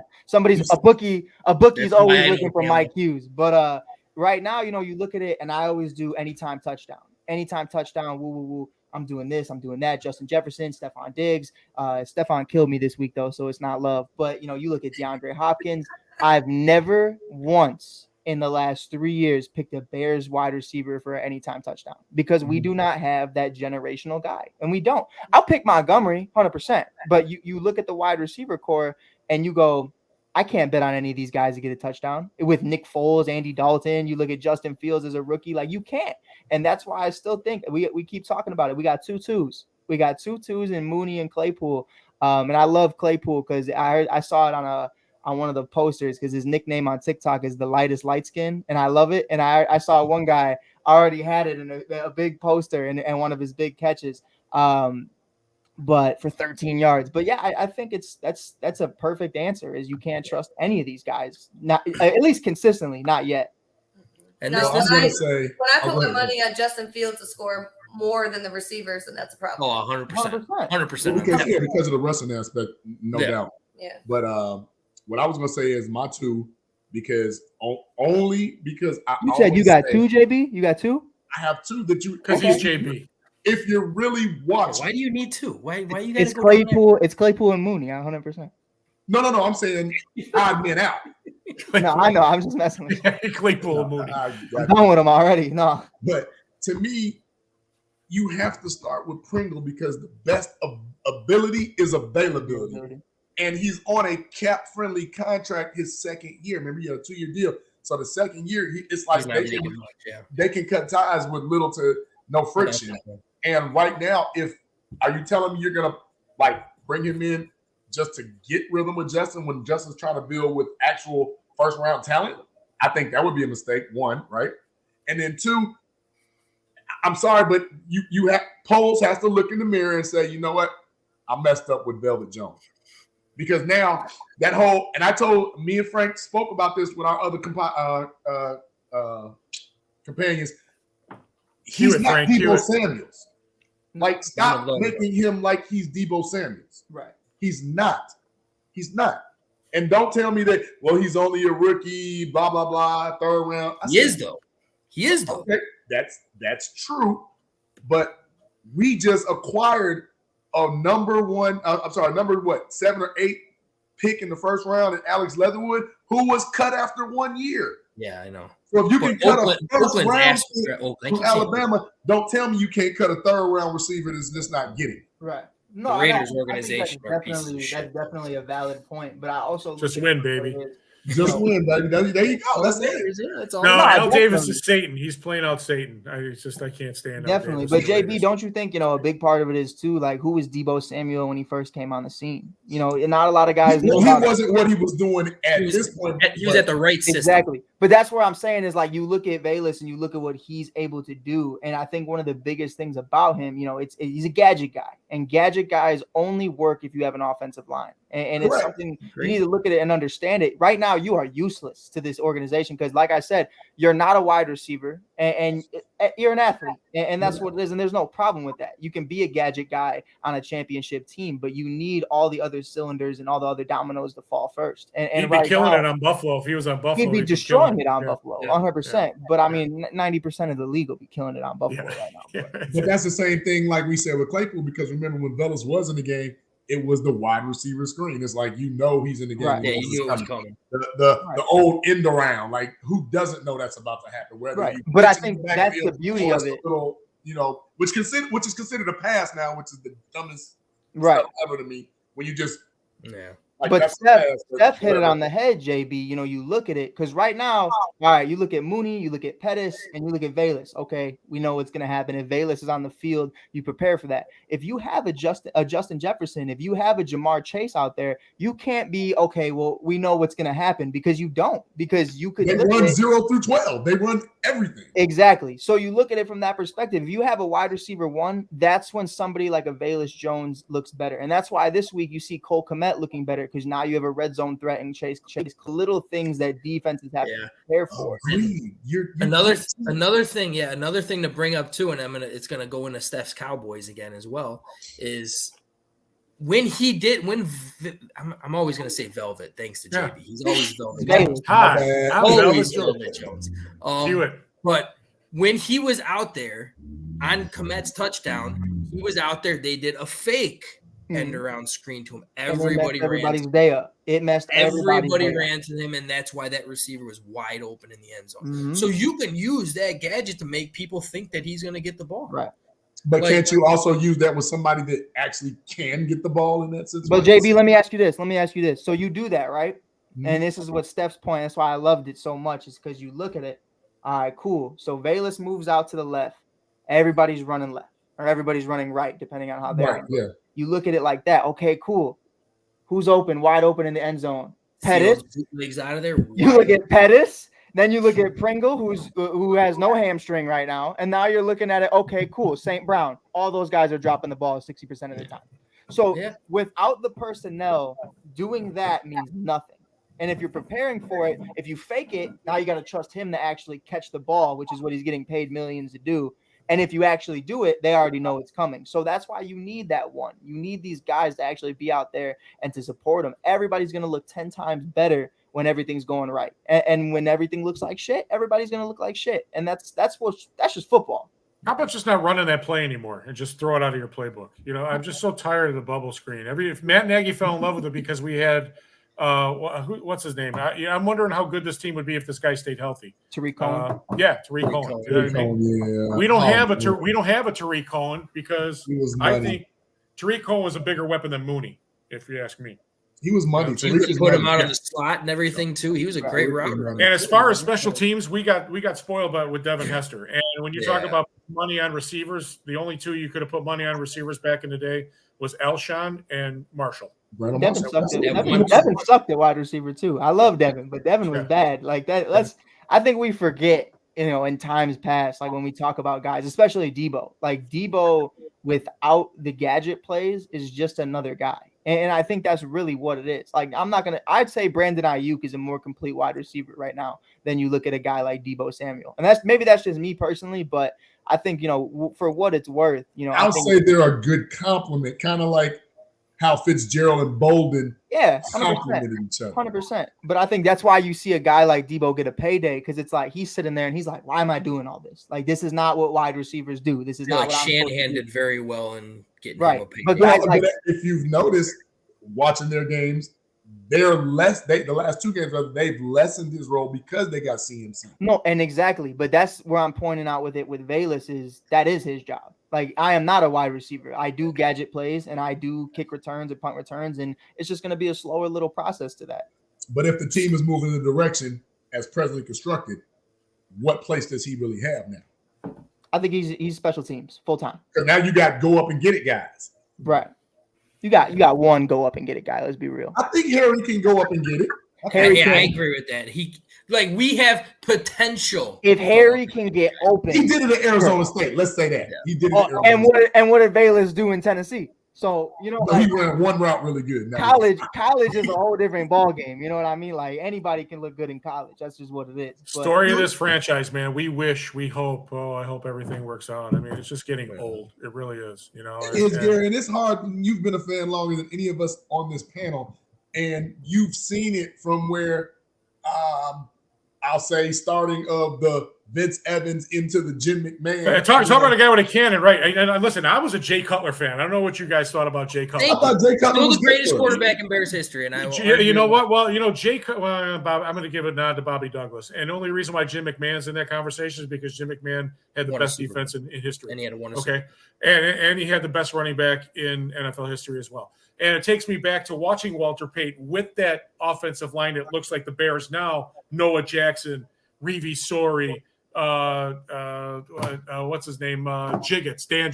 These guys. That Dan Jiggets played in the 7th year. These guys absolutely blew. Okay, and you look at Walter Payton and the yards that he put on. 275 yards in a game with that offensive line. That just shows you how good that running back is. Okay, yeah, and the fact of the matter is that Vince Evans had a cannon.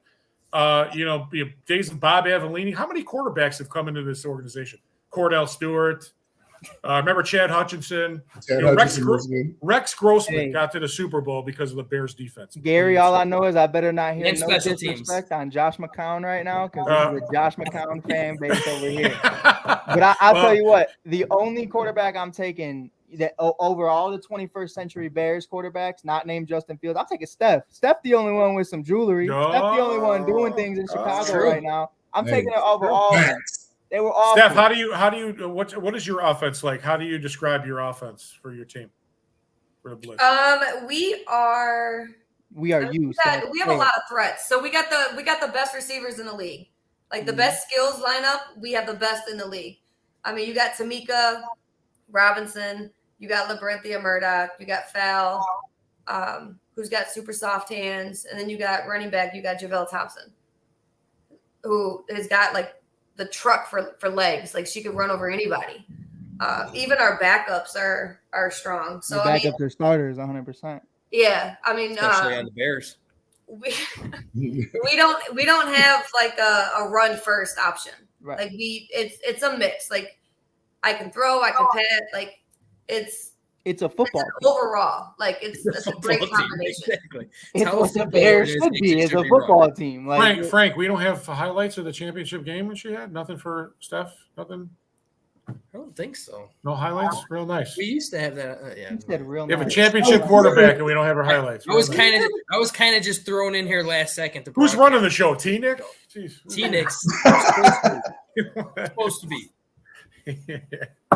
Well, like I said, this is an organization. We'll get Steph on here again, and I'll make sure the highlights get put up. There was a comment by somebody here on your thing, something about the organization, and this might sound bad, but I'm telling you right now, until the missus passes away and rides off in the sunset, this team is not going to win a Super Bowl.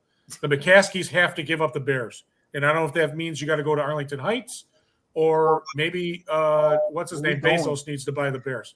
You know what I mean? Well, going to Arlington. I don't. And I don't like Arlington Heights. Everybody's talking about they love it. There's only one way to Arlington Heights besides Metro, and that's 53. You know how bad that traffic's going to be? I don't want to go to Arlington Heights. No, I don't understand that. Why can't you tear down that dental convention in Joliet, that NASCAR racetrack, and put the stadium there? Oh, I never thought about that. I forgot about that thing. Yeah. I mean, the country bumpkins over there, they don't want to watch the 250 left If I'm not turns mistaken, anymore. it's more property, though, at Arlington Heights, and it's more money. 100%. Well, if I have a house there and they want to knock it down, you know what they're going to pay me? About 4 or 5 times worth what my house is to build. That's what's going to happen. You know how badly I've been looking at tear down buildings out there just to buy it so Chicago can turn it into a parking lot. But the Arlington Heights residents said no. They don't. So it's on. Look at Joliet. What are they going to do with that land over there? I mean, that was that. They got the racetrack and then something called the Dirty O. Yeah. So sounds dirty. It's easy. It's a lot easier to get there. It sure is. That's what I'm talking about. Yeah. Look at you 53 and you get off at I think Euclid Avenue, right? That's where the Arlington race course is. Come on now. Listen, I'm going to say this right now as far as about that comment. The Cassies are never giving up the Bears. No, it's not. It's not going to happen. Well, if the old lady goes, the NFL owners, the NFL commissioners, and all them will not let the McCaskies give up the Bears. If Virginia, when Virginia dies, that's it. The Bears, they don't want Todd Phillips is. And you're right on that one. You know what I mean? Well, they said the grandkids really don't want to deal with it. They don't. So, but the thing is with the McCaskies, they need to just sit there and look pretty with ownership and let somebody who knows the fucking game of football run the organization. Somebody asked me this question. It was like, if you were the owner for the Bears for one day, what would you do? I would get a blank fucking check.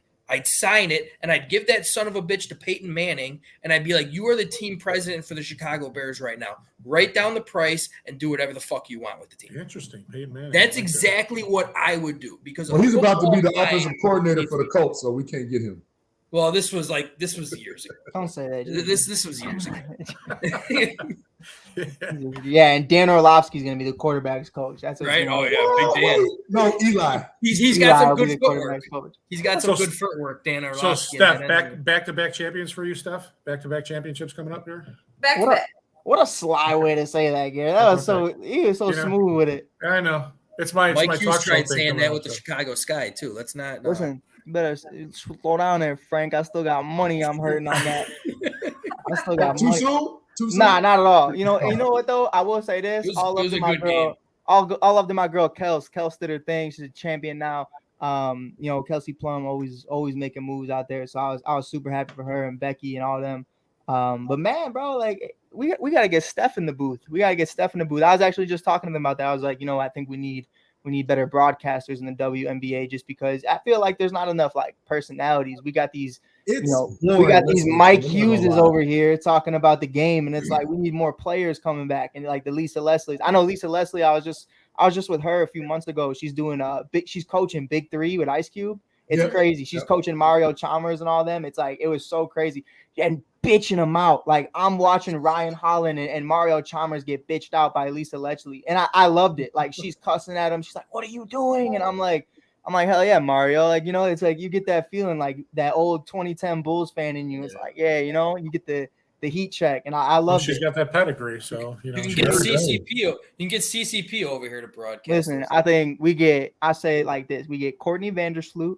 And we get Steph in the booth right now, and it's gonna be money. That's money right there. Wait, did she retire? Was that her last year? I ain't yep. Oh, hey. I ain't saying that. Hey, until it's on Instagram. Other than saying something. Hey, right. No, say nothing. Yeah. Say less. That's the easy way to say I'm not saying something when you already gave it the hell away. I'll say this: Allie is done. I would say it's everybody knows. Allie's not returning, but they're married, and the consensus they're very similar in age. I feel like if Courtney still wants to hoop, she'll hoop. But when it's the Vanderquigs, man, I mean, I would want to be home, retiring, or moving on to whatever's next for them. But the beauty of that is Allie's from Joliet, so I don't know exactly where Courtney's from. Joliet coming up again, Gary. You might be on to something. I'm just saying. This time you got, like I said, you got that whole big thing of land right there. It's just it makes no. You don't need to call them the Joliet Bears either, because there's plenty of NFL teams that don't play in their home city. The Jolly Bears. Yeah. Hey man, if as long as I don't have to ride home on the red line drunk anymore, I'm perfectly fine with it, because I'm tired of it. I'm tired of having to park there. I'm tired of all of it. Like, it's time to go somewhere. Maybe it's not tired of getting carjacked or something, thanks to Mayor Grady and her wonderful. I mean, you guys, the Bears can come all the way out to Rockford. Grady from Sanford and Son, you know what I'm talking about? I got what you were saying. I was like, I laugh because I see the hair and I'm like, damn. Yeah. So, I mean, don't get me started. Steph knows damn well Rockford is just like one step under. It goes Chicago, Aurora, Rockford, and it's all three of the same peas in a pod. It's just if I had to choose between Arlington Heights and Rockford, I go with Rockford. Yeah, really? Arlington Heights is gonna be a big name in Chicago and Illinois now because good. The Blackhawks can move there too, maybe the Bulls. So when Reinsdorf sells the team, so I would rather have Reinsdorf sell their teams than the McCaskies. Don't get me started with that trash, Lord. Well, you brought in who's the people from the Cubs? God, my name escapes me. Okay, them, yeah, but this new manager, I don't know. I know nothing about him.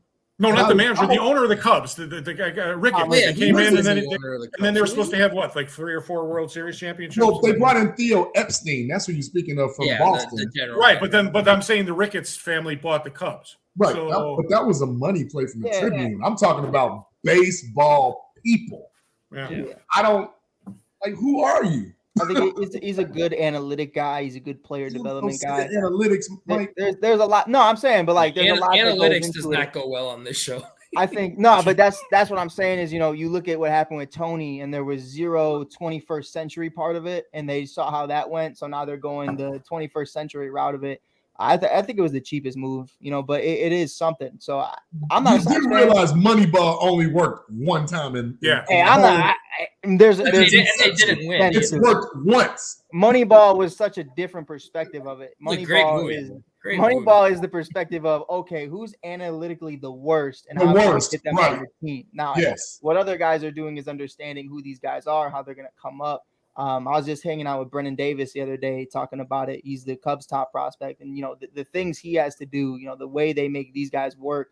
Not only do these guys, they call them the nerds of baseball, who sit there with their little, laptops and just talk about everything. But it's one of those things where they make sure these players understand the analytic part of it as well. It's like from a batting perspective, you understand everything that's going on. Batting, I'll give you. Yes, batting is analytics. Positionless players or 5-tool versus 5-tool players, I'm not going to give you that. I'm not going to give you the analytical nod on that, because there has to be something said, and that's why I may be the only one not to talk about too many other teams. I like the Jeff Saturday hire, because you're going to get a football guy that's going to be coaching from the gut. He's going to be coaching football way. I'm not stamping that shit. I'm not stamping that, JB. Never in life. Hey, we can agree to disagree and still go out for a beer. I'm not saying it. 100%. It pains me when I see the calculator and the little egghead dude from Foghorn Leghorn coaching the team. They're like, dude, what are you doing? 100%. But I'll tell you what. You have David Montgomery and Corey Blasingame on the one. Run the damn ball. 100%. But I'm going to tell you. We're going to do a shotgun draw play. Draw. Yeah. Hey, I just know great Matt Nagy play calling right there. Steph, I want to ask you this because it ties into the Jeff Saturday stuff. Jeff Saturday never coached a lick in his life, gets the head coaching job today. For you, if you got a new team, right? You're on this team, you've been a part of it for years, and the head coach that you just got is a coach that's never coached before. How, as a player, how do you feel about that? I'd coach him up. If he's a good coach, he would allow his players to help him coach. This was a quarterback answer. I forgot I was talking to a quarterback. See how much of a leader she is? That's a leader answer. Hey, Steph, I got you. Here's from the safeties answer. Fuck that. Who's this guy? Who's this guy? Right. I was going to say, didn't Sid win his first year ever coaching? I think that right as the head coach. As the head, right? I thought he won his But first there's two ever coaching, there's right? other levels to it of like, okay, I'm a quarterbacks coach, I'm a developments coach, I'm this, I'm that, I'm in the organization at some point. Jeff Saturday has been kicking it on Saturdays every Saturday. Hold on. We all know the center is one of the smartest individuals on the team at playing center. Is that what we say with our center? No, we're just not right now. Yeah, we're just. Hey, you couldn't tell me Olin Kreutz wasn't that guy. Well, Olin Kreutz was that guy. I'll leave my own show if you tell me Olin Kreutz. Jay Hilgenberg. Speak on it, number 63. Speak on it, Frank. Jay Hilgenberg was the man. Damn good. And that's what I'm saying. Like, if you bring that type of mentality and that football, just that essence of the game, who's to say that is not the way that we need to coach? Because think about it. Everybody, this guy, I got this way. I got a better way. I got this. Right. How many of them have actually won the Super Bowl? And I'll tell you what, though, JB, it made me laugh. It made me laugh. I saw all the Chicago fans laughing about it today. Oh, he never coached before. And I'm a Cubs fan. And I was sitting there and I looked over at David Ross and I was like, I'm going to just throw it away. Because, I mean, my man never coached a lick. Okay, so you played baseball, went on Dancing with the Stars, and now you're the head coach of the Chicago Cubs. And I mean, what the fuck are we talking about? And it's what about the assistants, though? Does he have good assistants? And that's it. Every year, you get a new assistant, you're getting new hitting coaches, you're getting new pitching coaches. Nothing's ever consistent. Usually a head coach would bring in his regime. Right. But if you've never been a coach, you have no regime. What about the guy from San Diego? How about him as the manager? He was the assistant coach. He was used. Yes. The Padres. Yes. Yeah. How about him as the manager? There's so many levels to it though. Where I think the Jeff Saturday move, not to spend too much time on it, that's just to like save the locker room. That is a guy. This is the culture setter of what the Colts organization needs to be. It's the same thing. Like we joked about it, but if you brought in a Peyton Manning, okay, this is the culture. This is what Peyton expects. This is what Jeff expects. This is what all these guys expect, and that's the culture that you're trying to set, because you're going to lose guys like Nelson. Like if a guy like Nelson, God forbid, gives up on you, and he got his bag, so I mean he could say whatever he wants. If he starts gonna walk away with 30 strong regardless, right? So he could sit here and say, you know what, I could retire today and have Hall of Fame numbers. So I mean that's what it is. So you got to make sure that you're doing everything in your power right now. You got a pissed off Matt Ryan who's benched just because, and obviously there's because many reasons, but it's something right now. You look at he comes back with Jeff Saturday. I bet you a bottle of your choice. I bet you. Ooh. Who I want to play that. Is that Mad Dog? Mad Dog 150? What is that? I don't drink that bull.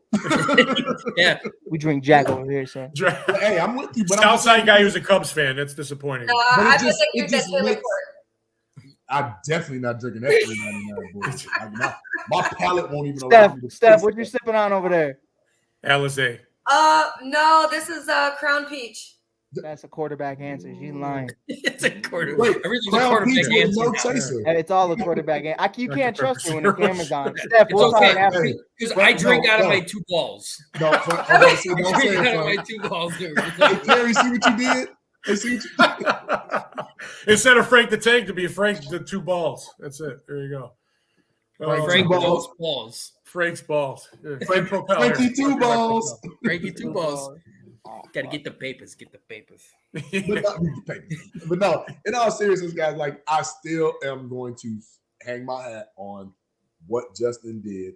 I'm going to give a lot of credit to just him turning the page, be it some people say he understands, some people say he just said to hell with it. I'm going to play football, right, as opposed to worrying about this complexity of this offense that does not exist, because clearly Getsy's over there. He's doing the same. Totally agree right there. Yeah. I think a Green Bay guy. How about this? A Green Bay guy comes up. Here's the issue I have with champion, like team, like guys from Green Bay that come here, even in baseball, hockey, basketball, other guys that people that have won on other teams come to Chicago and they die here for some reason. It's our quarterback history. The aura of the city kills these people. Now, as far as defensive wise, I was going to say this. I'm going to throw it out to you. Mike Singletary, defensive coordinator for the Bears. What do you think? I wouldn't mind that. It was a conversation about but before Sean Desai, it was a conversation. They were talking about it. Yeah, I remember talking that. I'm not impressed with Williams at all. I'm really not. I think Mike Singletary, if he were to call the Bears and maybe talk to Eberflus, You know, I would love to have him as a defensive coordinator. I think he makes an immediate impact, not because. Well, hear me out, JB. Not because he's a Super Bowl he was champion. answering a question. I was answering a question. Oh, okay.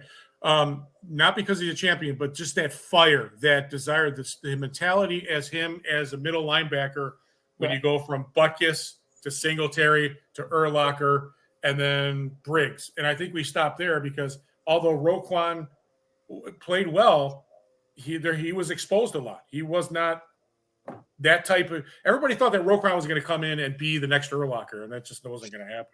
But they didn't put him in a position to be either, which was kind of like – Right, but he still got exposed, though. I think he can still be the next Urlacher style in Baltimore. Right.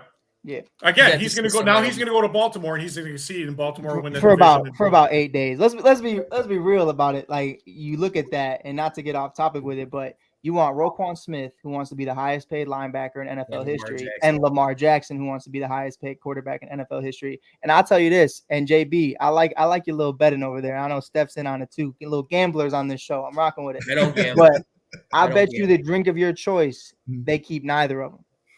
Outside of a franchise. Whoa. You're saying they won't keep Lamar or Roquan? I bet they both walk. I will take you on that drinker's choice right now. Can I add to that? Roquan, then, if they don't keep him in Baltimore, he's going to go to Green Bay. I was going to say to the Jets, but go ahead. I think that's a good pick, too. Hey, Sean, with not Sean. With Scott. Because he puts that Patrick Willis type choice if all of you guys are wrong. What's your bottle of your choice? Everybody gives her a bottle of her choice. You're all wrong. If he doesn't go to the Jets, and if he doesn't go to the Steph, but if we're right, you got to drink out of the trophy right there. You got to drink out of Frank's cup. I've yet to do that. Got to get down with it. I would definitely. You. But I was going to say something. But I'm not going to say it. No, wait a minute, Gary. Hold on. This is a family show. Gary, you're 1 for 1 today. I know. I know he didn't hit a grand slam with the first one, so we're gonna leave it alone. I like how we were bringing up. Like, I do feel the Bears need to go out and find a defensive coordinator, somebody that's good. I mean, you need. Like, I'm not giving this guy the benefit of the doubt because don't you have that though, Frank? He really has. At what point though does Matt Eberflus take over? Like at some point. That's a very good question. You don't need it. You hired the fucking DC. But at the same time, I don't think it will be this year. No, I don't think so. I think Williams is his guy. Because of the fact that this year is a throwaway year. We don't give a shit about our record this year. It's about the development of one person, and that's Justin Fields. And I think that's what we should be talking about is, what have I seen from Luke Getsy so far? Is I haven't. I've seen Justin Fields make decisions in the Miami. We don't know if this is Luke Getsy working because this. But I'll tell you what, you can kind of tell. You can tell when Justin's just going. Right, you can kind of tell when he's going. When it's a designed play, more times than not, and JB's pointed it out a couple of times during the highlights because I be watching the show sometimes, and I notice, when it's a designed run, Justin will get you good 8-9 yards. When it's just Justin being Justin, 60 to the house. Now, obviously, that's recency bias, but it comes to the conclusion that, these are not designed runs. This is not Luke Getsy using Justin Fields to the best of his ability. This is Justin Fields being like, yo, whatever you just drew up, fuck that, and we're gone. He did audible a lot yesterday or on Sunday, and I was happy. It's him starting to take. You didn't see it in the first year because a rookie doesn't have balls to do it, and no one does, and that's really what it is. Anomalies, guys like Patrick Mahomes, they have the balls to do it because they're allowed to. But you look at it, when you have a guy like Matt Nagy with such a big ego, and a guy like Bill Lazor who's just yes man, sit. He's sitting. When you tell him to sit, that man sits. Good boy. Yeah, that's what it is. But when you look at Justin Fields in year 2, he's like, okay, these guys believe in me. I feel a lot more confident. If I want to switch something up, I can switch something up. And you're starting to see that. Can I add to that? So do we think that hold on, let me add to that. I think a lot of it is he hears the white noise.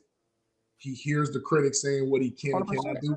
And that's an athlete. He's tired of being hit so damn much. And him getting blamed for it. That, to me, that plays the biggest part of it because now it's like if I don't do this, I'm going to get blamed. If I follow and they say charting his progressions, I've gotten to 67% of the time I've gotten to my third progression and still gotten hit. Now it's like I'm about to just play football and get the hell away from all of this. And Steph, I want to ask you, quarterback perspective, when do you say fuck it? When is it like, okay, I go through my progressions 1, 2, 3, I'm gone? or is it just like a quick glance and if nothing's there, then you're going? I mean, understanding I've only got 1 year under my belt, so it was like as soon as I saw that hole, no matter if my receiver was open or not, I took it. Right.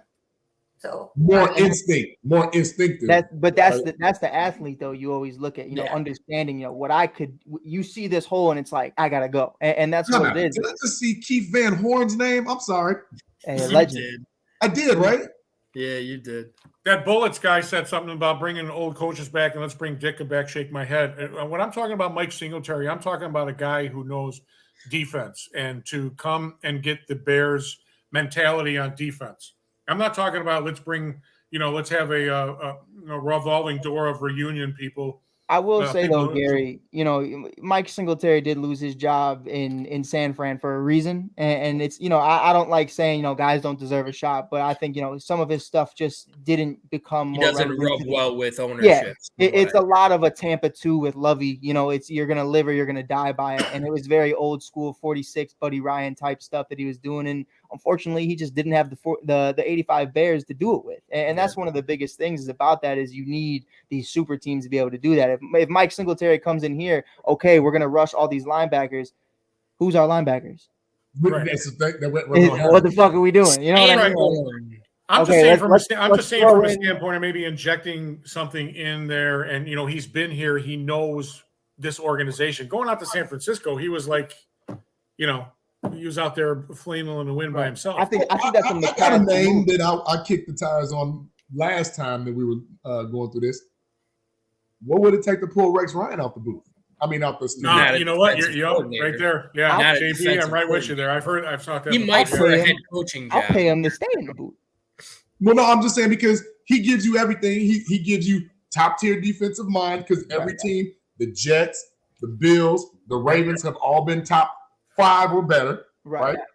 He also gives you the Chicago ties and pedigree with his father being here, so you get the nostalgia of. We got something from the because we all or his brother Rob, or if not Rex, how about Rob? Or Rob, I don't know if Rob has the cachet. What is Rob even doing anymore? That Rex has to bring the driving Rex to the studio. Yeah, shining. But like, and I'm not saying that there's any. So I'm gonna be honest with you. I never wanted Alan Williams. I never did. I never even heard of this guy. Yes, you did. He got Leslie Frazier fired in Minnesota because he had a 30th ranked defense the year after they went to the Super Bowl and missed that kick. When Adrian Peterson ran for 2,000 yards. Okay. So you definitely heard of him. You just don't remember him.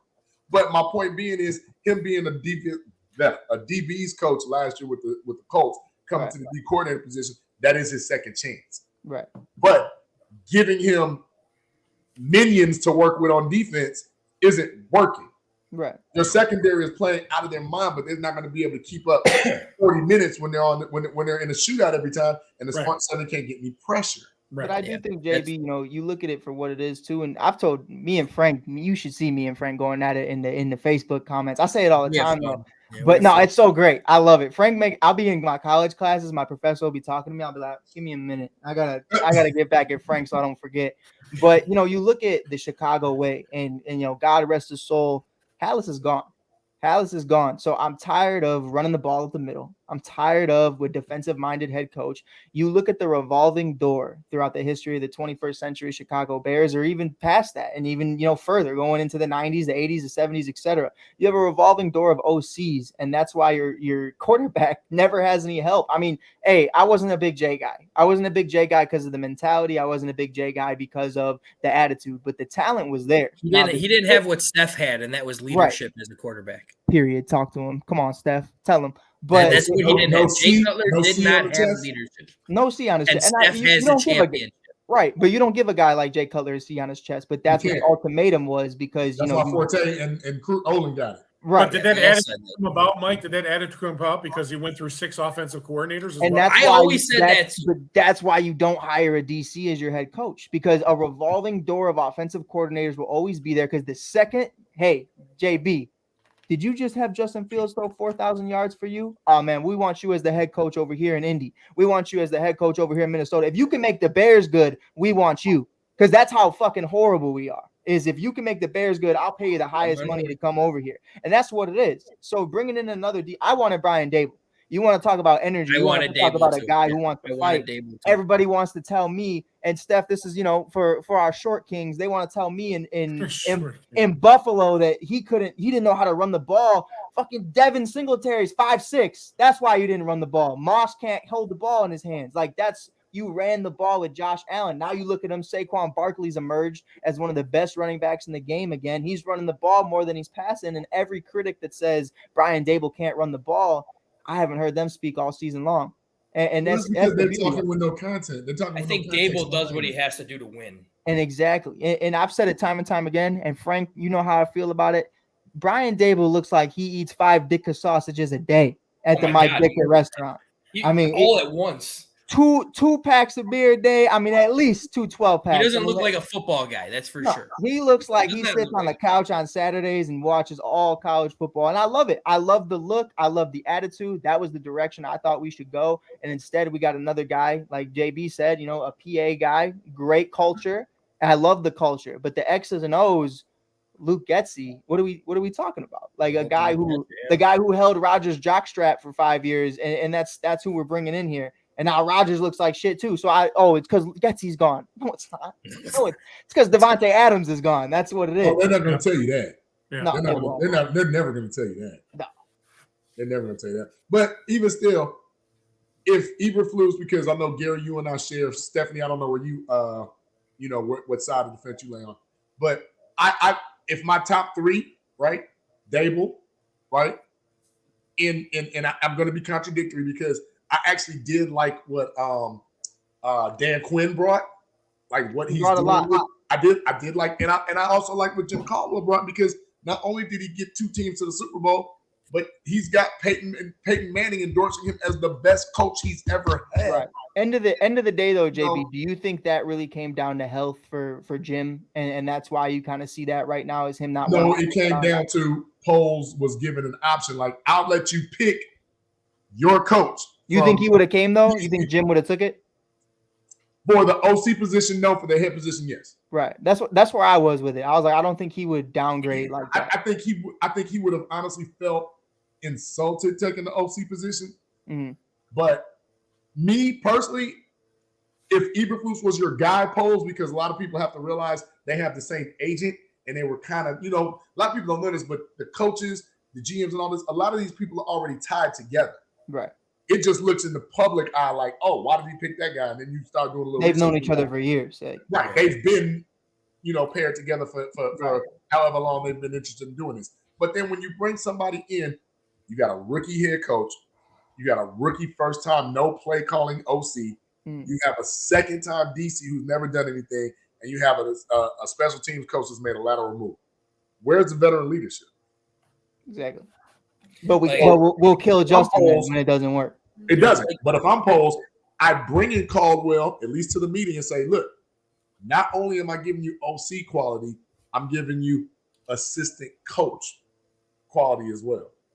Because now you can hit Eberflus on the shoulder and be like, that's not it. Right. And he kind of has to, defer to you in certain situations, because now he really doesn't know what to do.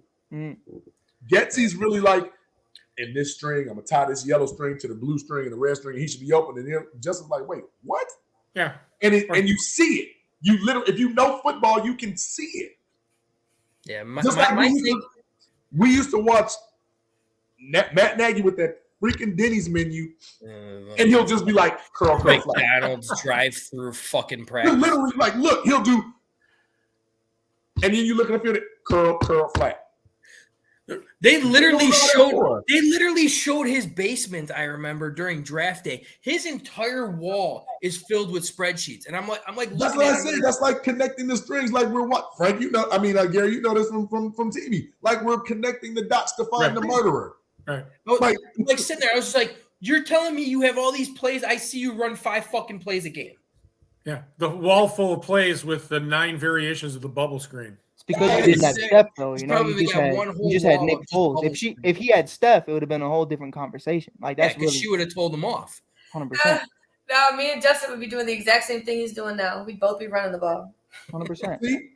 And that's that's gonna get him hurt. I mean, if he keeps doing it and taking it upon himself and saying this is BS, I mean, he needs to he needs to just that 61-yard run was incredible because the defense just got fooled. And the guy's a stud. You know what I mean? So he's got the talent, but the fact of the matter is he can't be saying fuck it all the time. You're gonna have to start learning how to be a pocket passer. But this is Steph, for you, at what point I agree 100% with you, but you're not a pocket passer this year because you don't have somebody who can give you a pocket. Okay, you better be sliding every 15 yards. You just take your 15-yard runs. You know what I mean? If it comes down to it, and people always looked at me the wrong way when I said this, is like his rookie year, I don't give a shit if he gets the RG3 treatment. I do. RG3 got hurt his rookie year and that killed his career. No, wasn't that his second year he got hurt? That was his second year. They brought him back early to the playoffs and he got hurt. Was it? Okay. That was Mike. That was the senior bad luck. And this is the thing. I don't want Fields doing that, but the thing is, and I'm sure Stephanie can agree with us on this one. What hurts more? You dropping back and getting hit in your blind side constantly all the fucking time, or you running and knowing you're gonna get hit? Knowing that you can go out of bounds, knowing that you can slide. Like he rushed for 15 times. Stephanie doesn't slide, sir. Come correct with it. 15 times he ran. She brings the pain. You only got hit 5 times. But if I could run out of bounds, I'd run out of bounds. Right. But to your point, moving forward, this is a what have you done for me lately league, and I guarantee you when Buffalo comes to town, he's not going to be able to do that. Right. When the Jets come to town, what's that? 2 weeks from that, he's not going to. No, that's next week, right? Yeah. Something like that. Jets are the Lions are next week. Lions are this week. Yeah, the Lions are this week. I think the Jets next week. He's not going to be able to do that. With his inconsistent receivers, he's got to be able to throw 200 yards a game. He has to be able to, but he can't right now because he doesn't have his receivers. And he doesn't have an offensive line. And he doesn't have the time to get rid of the ball too, because the receivers don't get separations either. It's like a whole chain here. N'Keal Harry. He doesn't get the time to throw the ball. He doesn't get separation from his receivers. They want him to go through all of his progressions, but he has 1.9 seconds to throw the freaking football. I love guys like N'Keal Harry, bro. They just hold your pocket the whole time when you're a DB. It's awesome. Yeah. But Steph, for you, I want to ask you, I know you haven't been doing it that long, but as a quarterback going into year 3, how vocal are you, with the front office and with the head coaches? Like, fuck this. Like, we need wide receivers. We need weapons. We need to actually start doing things. Because obviously it's great being a leader. It's great being a team player. But at some point you got to be there and be like, I am the face of the franchise. I am QB1. Like, you need to protect me and what I need to be able to do. I feel like me and Sid, everything goes through Sid. Right, Sid Lewis. So I feel like me and him have that relationship where I can go to him with all of that. If I have somebody who's not performing as a receiver, I'm like, hey, you need to pull her out. She ain't catching the ball. I need somebody else in. Right. Kind of a thing. So me and him have that relationship with tackle. Now, when it comes to flag, Sid knows. I'll let him tell you this. He knows a lot more about flag than I do. So if I try to go against him in flag, I get bitched at. Right. And I don't like it. I don't like it. But I do tell everybody that, being the quarterback, no matter what happens, it is my fault. Right. So if you drop a pass, it's my fault. I could have threw a better ball. It's a leadership. Take ownership. That's why I could never be. This is why I will never be QB. It's not like we're flipping a basketball here, but it's not like that little bitch LeBron James.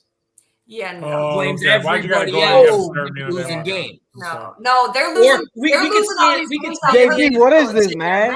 No, they're losing all these games on purpose so they can get the number 1 pick. Hey, tank for Victor, man. Tank for Victor. He wants to get his son. He wants to play with the son. I think he's still a year away from that. So yeah, Bronny got another year. At least a year. It's a year. I'm not to get too off topic. Everybody's talking about Bronny. They should be talking about Bryce. Bryce is the best above the James. I think. Time out. This is my show. We ain't talking about none of them bastards. I'm just saying. I'm just saying. No. Back to football. Aaron Rodgers does the same thing. You know what, JB? Cool, because Bronny can play football too. Bronny can do anything. Like, nah. Except sell shoes. Next. Hey, when they look like your grandma's couch, I ain't buying them either. They look awesome, bro.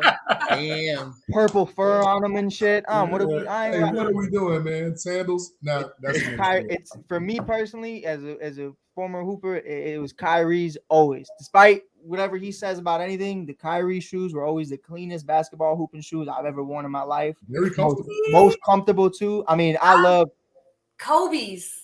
I've always see, but Steph, here's the thing. It was always a Jordan. The low top I can't do. Nah, They would always I had sell some of out. my best game in Kobe's. See, but for me, and especially in Chicago, it was one of those things where if you weren't in line, you weren't getting them. And for me, it was like that's what it was, because they would sell out so quick. I mean, Chicago ran so deep on Kobe. We hated him when he was in town, but it was always a love thing. And Kyrie, Never forget that. We almost had them. Hey Gary, you see Baby, I'm gonna date. I'm gonna. Yeah, they don't know about going to turning shoes and getting your Jordans for $99. I'm gonna date myself. I was a Magic Cons guy back in the day. The energy waves. I had the white ones because I couldn't wear the purple and gold because our uniform was just. Gary had that Magic Johnson Converse. That's right. Bullets. I can't even bring up that conversation right now. I love you, buddy, but LeBron James doesn't even hold my top 5. He's not even. He's not in the top 5. As far not as even my top 5. I gotta go before JB gets mad at me. God damn, we had to flip the basketball. Oh my god! Don't have me on when you're talking about LeBron because it's gonna be you might lose your license. All it is this: Michael's 1 of 1. Okay, LeBron's in a class of his own. That's fine. That's cute. Michael's in a universe of his own. That's it. That's all. Michael Jordan 1 and Kobe 1A. That's it. That's how I can go with that. 1A. Kobe 1A. I'm gonna say this about your boy, Mike. With all due respect, he can have all the title appearances and all the records, but nobody ever says Emmitt Smith is the best running back, and he got all the damn records. He also had the best offensive line. Listen, if you put Walter Payton behind that Dallas offensive line, he's running for 3,000. Imagine what he would have done, man. Hey, man, I love MJ, but and God rest his soul, I do not have Kobe at 1B. It is not 1B. It is not. No, I said 1A, not 1B. Well, I mean, right Kobe next to him. 1A. Yeah, 1A. Oh, no, I can't do that. You know what's crazy? So you got Jordan and then LeBron? I got what? No. See, I'm not crazy. That's the thing. I'm not crazy. I'm not like one of those LeBron. I'm not one of those LeBron guys that are like, I will be at that man's wedding type, like taking pictures from afar. Like 6-0 in the finals. For me personally, I think it's one of those things where it's I still have Magic up there. I still got mad love for Magic. I have Magic over LeBron. And I don't care what anybody says. Magic is definitely over LeBron for me. This is where I get people upset. KD's in my top 5. KD is in my top 5 as one of the best basketball players to ever do it. And if you, Frank, make that face, the best scorer to ever score the basket in anything is Kevin Durant, without a question. And that's what it is. I'm sorry. JB, I don't know. I can't. We can always have these conversations, always, because everyone's got different perspective. But LeBron James is not in it. I ain't saying he is. I'll say this. Just ending that with bullets. KD for his size and being a 3-level scorer, a 50, 40, 90 guy, I can see that, but I can't give him the best score ever. I'll tell you, he might be the most complete for 3-level scoring, the most complete. JB, I'll leave it. No order. You want me to give you my top 5? Because I have all 5. No, I need order. I definitely need. You want order? I have to have order. I don't want to give order. I demand order. Yeah. So I'll give you Jordan at 1. I'll give you Magic at 2. Wow. I got mad love. I mean, I love Magic. I grew up. I was a Magic fan too, but really, Magic and Kobe. So it's understandable. I love Kobe. Kobe's in my top 10 without a doubt. But I got Kobe probably like 6, 7, I think. And if you're talking like, it depends what the conversation is. JB's made good points about it. Like if you're talking like longevity, or if you're talking like in their prime. Yeah, I'm waiting for that one too. Wait until he's done. Because I could literally make a whole fucking 2-hour podcast. Yeah, no, 100%. And there's so many different ways you could talk about it. Like I'm sure Steph could even attest to it. There's different lists. Like you have the champion lists. You have the guys who are just great, the guys in their primes, best of the best. For me, Mike, Magic, Shaq is my 3rd. I don't care what anybody says. Shaq was one of the most dominant dudes. I got Curry up there, and I got KD up there. And that's my list. And it's like, for me, I base it off of prime for prime, who's stopping them, and you can't. Mike, Magic, KD, Curry, Shaq, you can't stop them, and that's me. No Larry, no Bird, no Bird. You want to know how you stop I got Shaq? Bird in my top 5. No Kareem, no Kareem. You follow Shaq. That's how you. Yes, that's how you stop can't Shaq. shoot free throws. So I wouldn't put him up there just because. I know a guy that stopped Shaq. Yao Ming. No, Hakeem Olajuwon. Yao Ming. Hakeem is a dog too. I think Hakeem, I could say if you want to put Hakeem in there, I'll throw Hakeem in there. And that was a young rim breaking Shaq. Yeah, 100%. That shit was crazy. He's still doing that. Now, if anybody could beat the Bulls in the championship series, I think if anybody had an opportunity better than Utah, I think it would have been Houston Rockets. Simply because of Hakeem. Yeah, but again, if you're gonna put money on, and this Bullet guy here, Bullets, you go. we're gonna have to have a show with Bullets on here. Well, let me tell you something. Undisputed 2.0. Bring it, Bullets. Let's do it. 6 championships, 6-0, 6 MVPs. He's the man that nobody, you had that stacked team in Utah who beats anybody else for the NBA title those 2 years, except the Chicago Bulls. And I think the Bulls beat the San Antonio Spurs if they keep that team in 1999, 98, Absolutely. Hey, and JB, if I could pull that comment up, why no Kareem talk? I think without Magic, it would have been a very ugly ending for Kareem. I was going to say that too.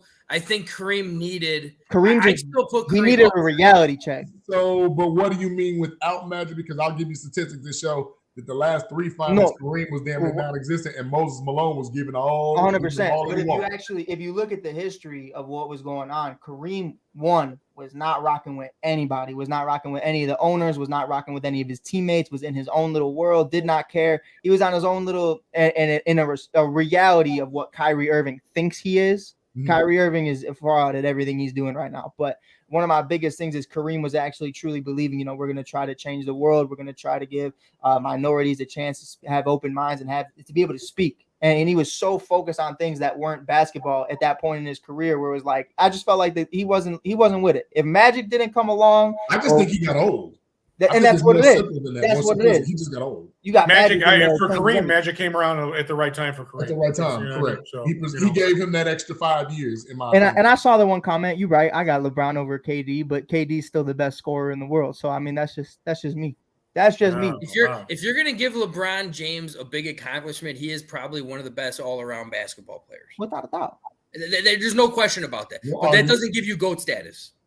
And that's where I'll never throw that out there. I'll never throw, because for me, I think when you look at it for what it is, when Kobe was disloyal. In his prime, I mean, to me and Gary, everyone thinks it's an accomplishment that he left organizations and went to other. Thank you very much. Teams, teams that already had a very damn good team before he got there. Right. Michael Jordan had Dave Corzine. Dave Corzine as a center. Granville Waiters. Artis Gilmore. Hey, Artis Gilmore was pretty damn good. Okay, well, I'm just saying, look at these clowns that Jordan had to play, and he stayed with the organization. Yeah. LeBron, the biggest thing for LeBron, he's just a punk, and he's disloyal. He jumped on a team that was stacked. He went to Miami that was stacked, and they won the title. Then he had to go to Kyrie to win with Cleveland. Yeah, so, I mean, and Kevin Jordan Love, stayed still in his prime. And say what you want about Jerry Krause. Jerry Krause the ego got the best of him. That's why he broke up the team. I mean, he was a hell of a GM. He sure was. I'm giving him his props. Yeah, please do. I can't discredit that man. The best 1-2 punch in the NBA history, I think, Jordan Pippen. One of. I would pick that Kobe. I mean, if you're talking about like eras, like within that era, you're right. Yeah, that era, yeah. Right, yeah. But I mean, the whole talk with LeBron and MJ, it's two completely different eras. It is. So. But look at LeBron's size. If you put LeBron in the 80s and 90s, he's too much of a player. He would have fucked up everybody. He never would have made it. He's too much of a flopper. Damn right, exactly. Jordan changed the game for everybody. There's a lot of people being drafted, a lot of college people who are coming in and actually playing defense. Before, NBA was soft. Yep. Nobody was playing defense. It was super easy to score. Back in the day when Michael was playing, who didn't love to watch them play? It was hard hitting, going up contestant, hardly any fouls being called. Now all of a sudden you kick your foot out and you fall. It's a foul. You sneeze on somebody is a foul. No offense, Gary, but two three-peats. Guys like Gary make my day hard, man. 2 3-peats with 2 different teams. That's what separates. That's a concrete argument for me with Bullet and LeBron. It's one of those things for me.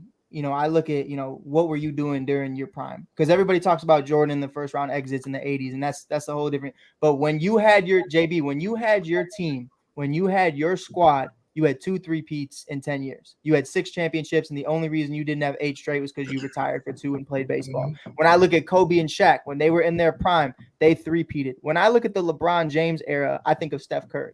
And that's the sad part of it. I think of Dirk Nowitzki. I think of Kawhi Leonard. I think of Giannis Antetokounmpo. I think of all these other guys that got chips under your watch with all these different versions of a super team. That's my knock. I think, you look at Jordan's era, the 90s, that was Jordan basketball. Early 2000s, that was Kobe Bryant. You look at the 2010s and even to now, it's Steph Curry. It's Steph Curry. They were the dynasty. LeBron was not the dynasty, and you lost twice with Dwayne Wade and Chris Bosh and them. So I don't think, it's that conversation where I'm like, yo, LeBron's the GOAT. I'm never gonna say that because you didn't even hold your era. Let me expound upon that just a touch for those that are trying to cross areas. And with that being said, JB, put on this one. Talk about that one, JB, please. Because everybody always says this. It was just like, you know what? He didn't go run out, cry, and get Pippen. Pippen was built within the organization. Yeah. I'm going to say this because you can relate a lot of, sorry, JB. No, go ahead. You can relate a lot of the MJ without Pippen to Fields without a wideout one right now. 100%. Yeah. Because I think, and Steph, from your point of view, you can't win by yourself in the league. Right. It's a complete buildup. So people not giving MJ the props for staying and building the dynasty around him are the same people rocking with Fields. Right. For being with Chicago, building around him. We need a whole show dedicated, and we'll try to get and buying into the system too. And Horace Grant. You forgot Horace Grant too. Debate a LeBron James guy. Y'all forget him, the man, Stacey King. But Stacey King. He's got 3 titles for doing nothing. Doing nothing. But give him the hot sauce, baby. Everybody great announcer. Pippen, he is. I'm not saying Pippen was not a great player. Batman. Pippen, but no, see, you say Batman and Robin. I say Mike was Superman. Pippen was Batman. No, that's what I'm saying. They're both Batman. Like to me, like in the Batman and Robin, they're both Batman. Like that's. I'd love to see Pippen guard LeBron. That's for sure. I'd like to see that matchup. And I'm guaranteeing you it would be something fierce. But my point in saying that is a lot of people have to. They weren't there. See, Gary, we were there. Mm-hmm. You watched Pippen's maturation because of Michael. Right. A lot of people don't realize Michael starting small forward when Pippen first got drafted was a 7-foot guy by the name of Brad Sellers. That's right. He was the starting small. He was Kevin Durant without the skills at 7-foot small forward. Don't do Brad it like Sellers, that. Brad Sellers was Eddie Curry in the late 80s. So you look at it, JB, we talked about it, and when you guys had me on talking about the WNBA, and I'm sure Steph can attest to it, you can have, with the Chicago Sky, you can have Elena Delle Donne, but if you don't have everybody else that's going to contribute to that team, everybody needs somebody, and that's Sylvia Fowles too, Mike. Remember? Yeah, no, Sylvia was a dog. Sylvia was just a little out of her prime when Elena came in, and that was the little issue with that. But nobody wins without something. Right. And I think, and I'm not even going to say this. No, I don't think anybody's ever won by themselves. I think the line, I will say this. Closest one. Go ahead. I want to hear yours. One might be Bill Walton. See, I have a different one. Closest one. My closest one is Giannis. Because I think, you look at True Holiday, you look at Chris Middleton, that's not a one. Those are nice role players that you had. Chris Middleton, the all-star, though. I mean, hell, everybody's an all-star at some point in their career, JB. Yeah. Nowadays, we got 12 guys in the Mitchell Trubisky. Mitchell Trubisky was a Pro Bowl alternative. Like we got so many guys on the bench in an all-star game saying they're all-stars. I don't want to hear that shit. The word all-star to me has lost like so much meaning over the years. It's crazy. It has, but you got guys. If JB's like, yo, I got a better one. Mm-hmm. Allen Iverson the year that they went to the 2000. If they would have won that, he would have went down as I mean, he already is a Philly legend, but you know what I mean? Like that. Because to me, he didn't really, although Dikembe, former defensive player of the year, I think he was that year, Aaron McKee, 6 man, you got some awards because of their record. Right. There was no real star power on that team. Exactly. Just imagine if Jordan had a true center. Look, come on now. Like if Shaq decided to come to Chicago. Are you kidding me? Yeah, I think he said that. He was like, I can't even, like, if I knew that I was able to go play with Michael He said if I knew that, I would have. Yeah, that's 10 titles at least. Because there's no doubt in my mind. Back then, they agreed that they wanted competition all around the league instead of. I don't want to join you. I want to beat you. Which LeBron James practically built. But I want to answer Bullet's question about the 80s because 84 he came in as a rookie, took the world by storm. Took the world by storm. 85 he was hurt. Came back in the playoffs and had 2 of the most memorable playoff performances against a Hall of Fame team with 5 Hall of Famers on the team with those Boston. And that 86 team was badass. And I hate the Celtics because I'm a Lakers fan. Top 5 team ever. Yeah. How did we get here?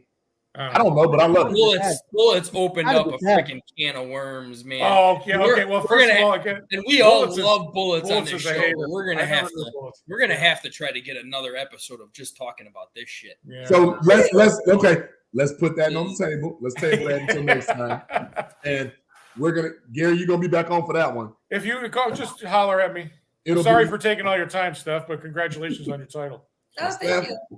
No, because Steph want to talk a little basketball too. That's why I said she's not just football. Yeah. Okay. You know about I know damn well. I enjoy talking about basketball more than football. I might need to suit up. Somebody to talk hockey with me. I got nobody to talk hockey. Frank, I'll talk with you. Frank, you stay in your corner, sir. You stay in your corner. Frank, did you just tell him to go to his room, man? Go to your room with that hockey. Gary's already said it right now that he'll talk hockey. I'm gonna dust off my cons and just post up Stephanie and dunk on her. So you know. Hey, look. Steph is a leader and a very smart leader, so I guarantee you she will pull off the chair on your ass. I just said he does that. I'm gonna pull the chair. And then it's gonna be a bad call for whoever's reffing the game. Yeah. Call your own fouls. Yeah. So time for some shout outs. Ladies first, Steph, who you got? Shout out to the ladies and the gents on the team, Chicago Blitz. You can follow us on Instagram at Chicago Blitz. I'm also on Instagram. My own handle is _Steph_Rayo. Shout out to my mom, my wife, all the community in Chicago. You know, we wouldn't have won without everybody's help. You're welcome. The fundraising that we did to actually get everybody to Seattle and to Texas. So much love to the entire city. And thanks to you guys for having me on. Hey, happy to have you on. Gary. Shout out to my mom. So rest in peace, Mom. You know what I mean? So rest well. You're not in pain anymore. And shout out to T-Nick. We miss you. Shout out to the Clubhouse boys. My One Chicago fam. I hope to see you soon. But it's time to put the uniform on and blow the whistle. Yeah, it's time to get rolling. Yeah, baby. get yelled at by husbands in the stands who are pissed off at their wives and want to come and yell at me at 9:00 on a Saturday morning and yell 3 seconds hustle, of travel. Gary. You got to start talking to their wives after the Gary, game. I do. Don't worry about it. He said I do. Flag, Gary? What's it? Is that? You want this flag? That's the flag that's What you say? going You get hustled by the 6th grade church league all-star? Yeah. Pastor said I'm going to the league. Oh my God. So yeah. So basically, I had a lot of fun with you guys. This is what 242 already. Nice job. So, hey, it just keeps going, right? Yeah, I appreciate it. It was the LeBron talk. LeBron talk. We were about to push it off at like 10 after 2 until Bullet said that, and then it just freaking. Yeah. Shout out to Book now. Shout out to Bullet. Yeah. Bullet is gonna get a shout out. I love Bullet, man, but he's wrong on that one. Mike. Yeah, man. I mean, Skytown, shout out to the Chicago Sky, shout out to the team. Free agency kicks off in a couple months, so I'm super excited to be back in the arena, back at Wintrust, really just doing our thing. You can follow Skytown on YouTube, Mike on the Mic YouTube. You can go on Skytown, follow that. Chicago Sky games, I mean, season tickets are coming out. They're not expensive. They're really cheap. You can get games, single season tickets. I mean, you can do whatever you got to do. show out. It's always a great time. You can follow TikTok. We'll be doing some TikTok sometimes. Cubs.Mike. And, you know, we do great things over there. So I appreciate you guys always having me on, man. Steph, it's great seeing you. A real legend, a real quarterback in Chicago with some bling. Nick Foles was a fraud. We got a real quarterback champion here. So is Chad McDowell. Nick Foles. Nick Foles was a fraud. We got Steph in here running people over all day for fun. But I appreciate you guys having me on for real. Gary, again, bro, I'm sorry for your loss. Thanks, man. And keep doing your thing, man. Thanks, man. Appreciate it. Man, great. I'll go next. Shout out to everybody in the chat who was on fire. We love the interaction. We love this. We do this for you. Thank you for your support. Thank you for your likes and your subscriptions. Shout out to you, Gary. As you know, you and I are probably the most tenured people on this panel. I appreciate you. Love you, man. Thanks, JB. As always, man. You know, I'm just a message away. Always. Okay. Always, yeah, like I said, I'm biting my tongue because I could go off. If I get my podcast going, I got people in line. They're going to be in a line of fire. So Gary, you know you should. We'll talk offline and get you straight. Yeah. Gary, you got to mic up your interactions with all the dads during the games. I think you should mic up. Yeah, well, you know what? You got to watch it now because all the games are on TV, so I can't really. Oh, right, they got the new system now. Yeah, right. The state of Illinois is watching, so I'm up for hopefully It's the state of Illinois, though, Gary. They don't care. You can do whatever you want in the state of Illinois. Yeah, they do care, and especially they don't get too political, Mike. I'm just saying. Shout out to you, Steph, and thank you to you and your family for coming on tonight. Hey, thanks for being inspirational because a lot of people don't understand. And I'll be an advocate for you as I am with most of our friends in the league, in the flag league, in the family. Women's football is still football. Mm-hmm. And we appreciate what you're doing for the city. We really love it. We support you all. And it's great always talking. You know, sometimes I see you in passing at the field or whatever, you know. So good to see you and chop it up with you. Please come back. And I want to get some of your, perspective on the hoop side as well, because we're getting really into that part where now it's rolling. We got football rolling, we got hockey rolling, we got basketball rolling. So it's a good time to be a sports fan in Chicago. Again, I want to shout out to my mom. She's watching. Hey, Mom, it's getting late. Love you. Go to bed. Shout out to my man Bullets, especially. We're going to talk offline because we're going to get you on for this Michael Jordan versus MJ chat. And I might have to call a couple of favors. Vincent Askew, Roddy Brewer. I'm about to call you guys. Stacey King, get Stacey up on here. Yeah. Well, Stacey ain't been answering, but I know Vince been chomping at the bit. I'm waiting on Vince, and Vince can tell you, Mike wasn't that. He was different. I got Stacey if you wanted, JB, for real. Hell yeah, we want it. What do you mean? I got it. Talk offline. Yeah, Southside Mike. Look at that. I tried reaching out to him too. Hey, hold on, wait, JB, can I have a second? Gary said it twice today. I can't let it slide. Northside Mike. We don't rock with the South. I thought you said you were in the South Side. No, sir. No, he said Peterson and Pulaski. That's where I went to school. I'm from Albany. So my bad. Okay. All right, that's why you're a Cubs fan, because I was a Southside fan, Cubs fan. I'm like, what the hell's wrong with you? We from Albany. We don't Okay. Hey, but he still takes the red line, so he's good with me. So. Okay. Stay away from that pink line. Unfortunately. Hey. Frank, it's on you, baby. All right. Shout out to all you guys. Hey, Mike, thanks for coming on last second, man. Helping us out. Man. Love having you on. We'll definitely have you on more often. Gary, my condolences for you as well, man. It's a rough time because I lost my dad last week. So, I couldn't even imagine not knowing about it for 6 days. So that would hurt. That would hurt really, really. That's the cross I got to bear now. So that's rough. Steph, hey, love having you on. It's always nice. Yeah, you got. I don't have it yet, Mike. I don't have it yet. I just ordered it. Steph, I need you. We'll get you on to show that blink. Do you have the schematic? Because we haven't seen it. Of the ring? Yeah. Oh no, We'll get her back on when she gets the ring. You gotta come on and grow. We want to see that ring. For Steph, sure. Steph, I'm gonna put my number down. I need the FaceTime the second it comes in. I'm not waiting for the next show. I want to see it. I'll be in my class. We'll do an emergency broadcast here when that ring comes in. Chat. Hey, Bullets, man. I love you, dude. I love you, Bullets. I mean, I love having you on. For sure, man. Like, that's my brother. I am not a LeBron James fan. In case anybody didn't know, I'm just not. I'm sorry. I mean, Respect the guy? Absolutely. I freaking respect the guy and what he's done for the league. There's no question about that. But I don't like Hey, Frank, did you see Bullets in My Mom? Go Lakers. Yeah. I love the Lakers because of the Kobe Bryant eras, because I love Kobe Bryant. You love the Lakers? You know who's a Laker? You know who's a Laker that I think you would love?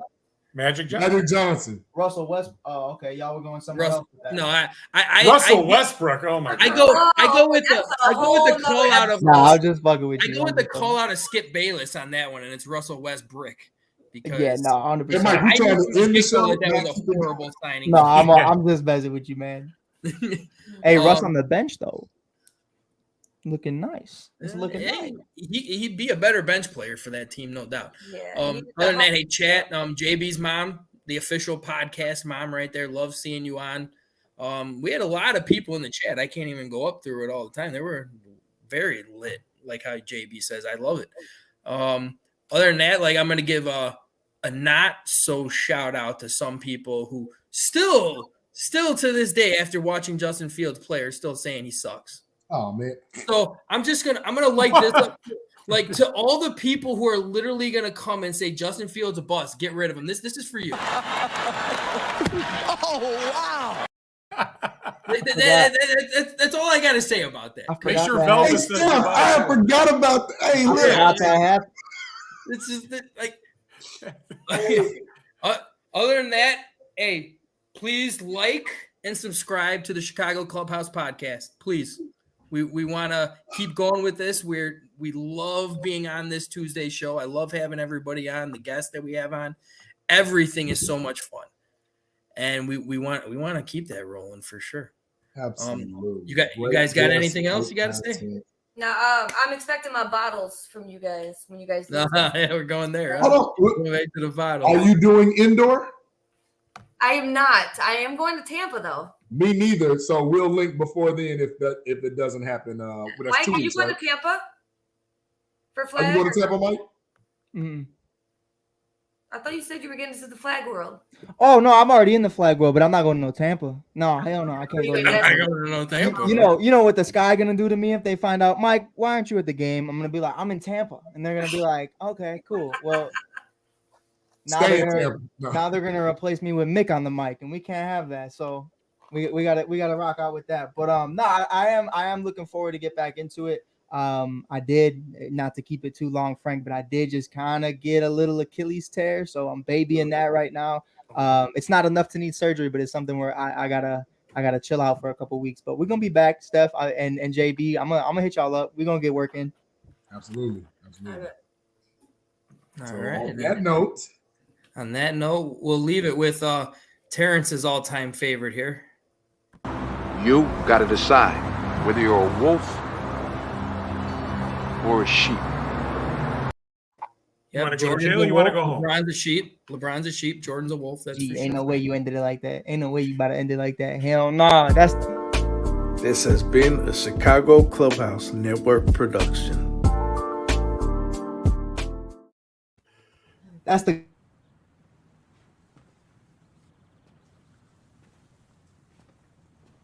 You're still here. It's over. Go home. Ferris Bueller. I love it. Oh my gosh, it's so funny. Take care, everyone.